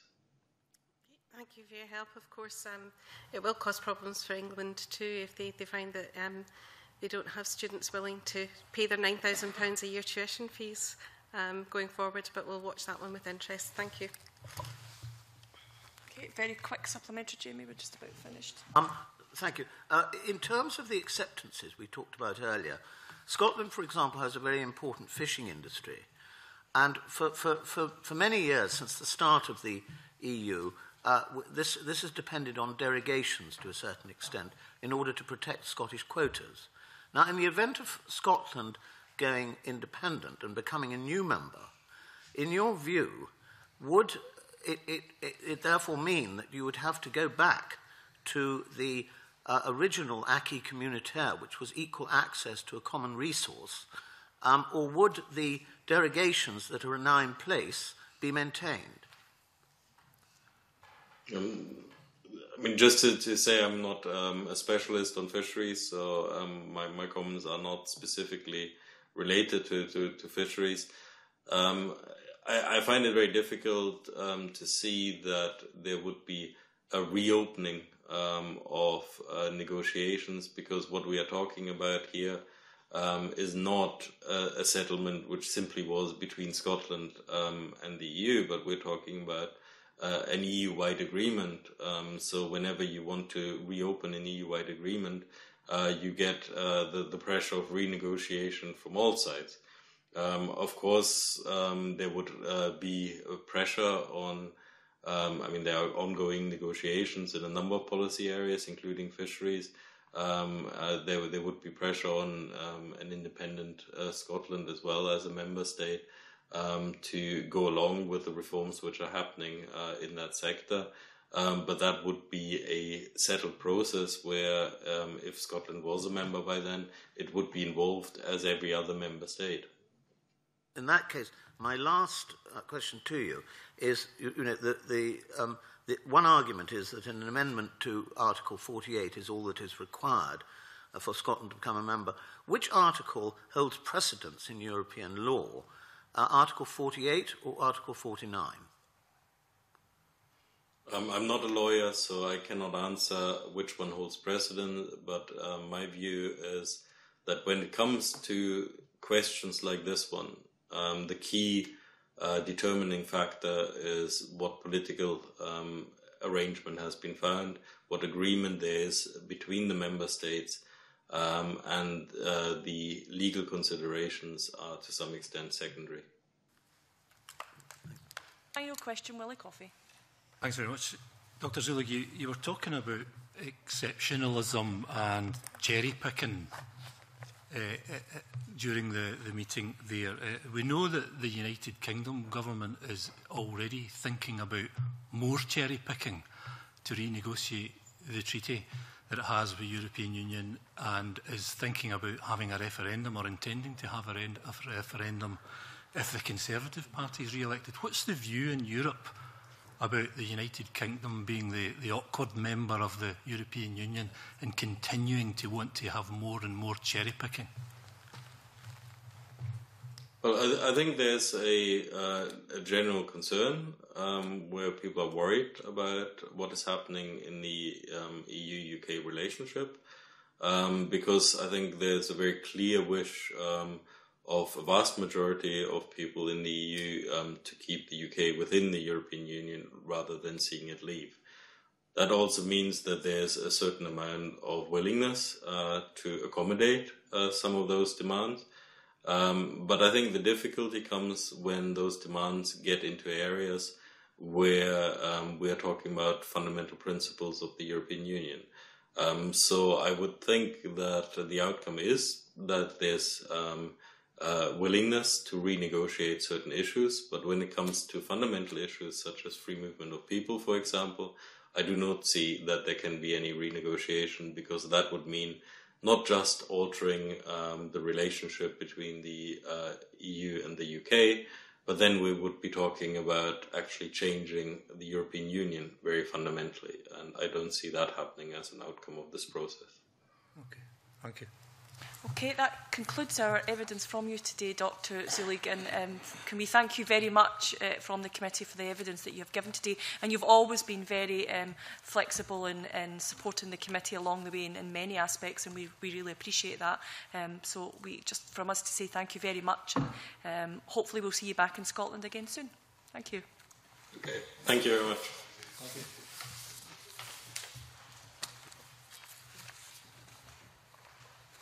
Okay, and moving on to agenda item 3 is the latest Brussels bulletin. You have it in your papers. Comments, questions, clarifications. You'll see that it's getting lighter and lighter. That's because there's a wind down going on in Brussels right now on the run up to the elections. So, Willie Coffey. Convener, my attention was drawn to page 5 of the bulletin and the item about seasonal workers. And I think that's relevant to the discussion we just had there with Dr. Zulig. You'll see from the comment there that the UK is not going to be bound by this measure, which protects the rights of seasonal workers to work in the United Kingdom with regards to things like the minimum working wage, pay, dismissal, working hours, holidays and health. It's yet another example of the UK cherry-picking and refusing to comply with the kind of broad wishes that are there within the European Union. I think that has to be a worry, particularly for some of those people that are amongst the most poorest and most vulnerable, I think, in the European state. You know? Except that, given that that's part of the existing settlement, presumably that might also be one of the opt-outs that the Scottish Government might want to discuss. Well, it's just an endless catalogue every time we get these documents about various exclusions that the UK wants to apply. I have no idea what the Labour Party's view on that matter is, but the UK has again exempted themselves from something that I would have thought would get broad support for. As has Ireland.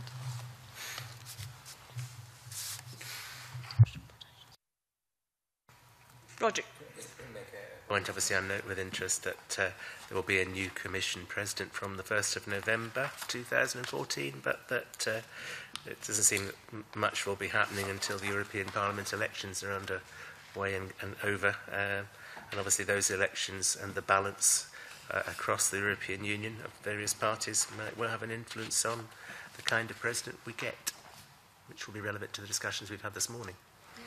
So, and I think thinking back to previous agreements of work, the free movement of workers was something I think, Roderick, that you had suggested do we look at a later date. Yeah, that's right. Yeah. Jamie? I just was interested by the bit on high technology employment, which showed that in the EU there's been a very large rise in high technology employment, but whereas in the UK it appears to be a different trend towards low technology employment. And I just wondered if it doesn't appear to show any reasons for that. Is there any way that we could find out? Speak to Scotland Europa and see if they've got any more detailed analysis Okay, on that. thank you. Yeah. Claire Adamson. Thank you, Convener. Just in the back of the discussion we were just having about fees, I thought it was very interesting to see the skills mismatches section in here, which has shown it's a study from the World Economic Forum incorporating contributions from the European Centre for Development and Vocational Training, and has addressed the issue of skills mismatches and shortages across the EU. So I think securing skilled workforce and securing the workforce required for an economy within each member state is going to be of continuing interest and prominence, and I think that's quite interesting. Thank you. Any other comments on the Brussels Bulletin? Okay, are we agreed to bring it to the attention of our other committees in the Parliament? Yeah, thank you very much indeed. Where are we, number 4? Yeah, we now move into private session. Item number 4.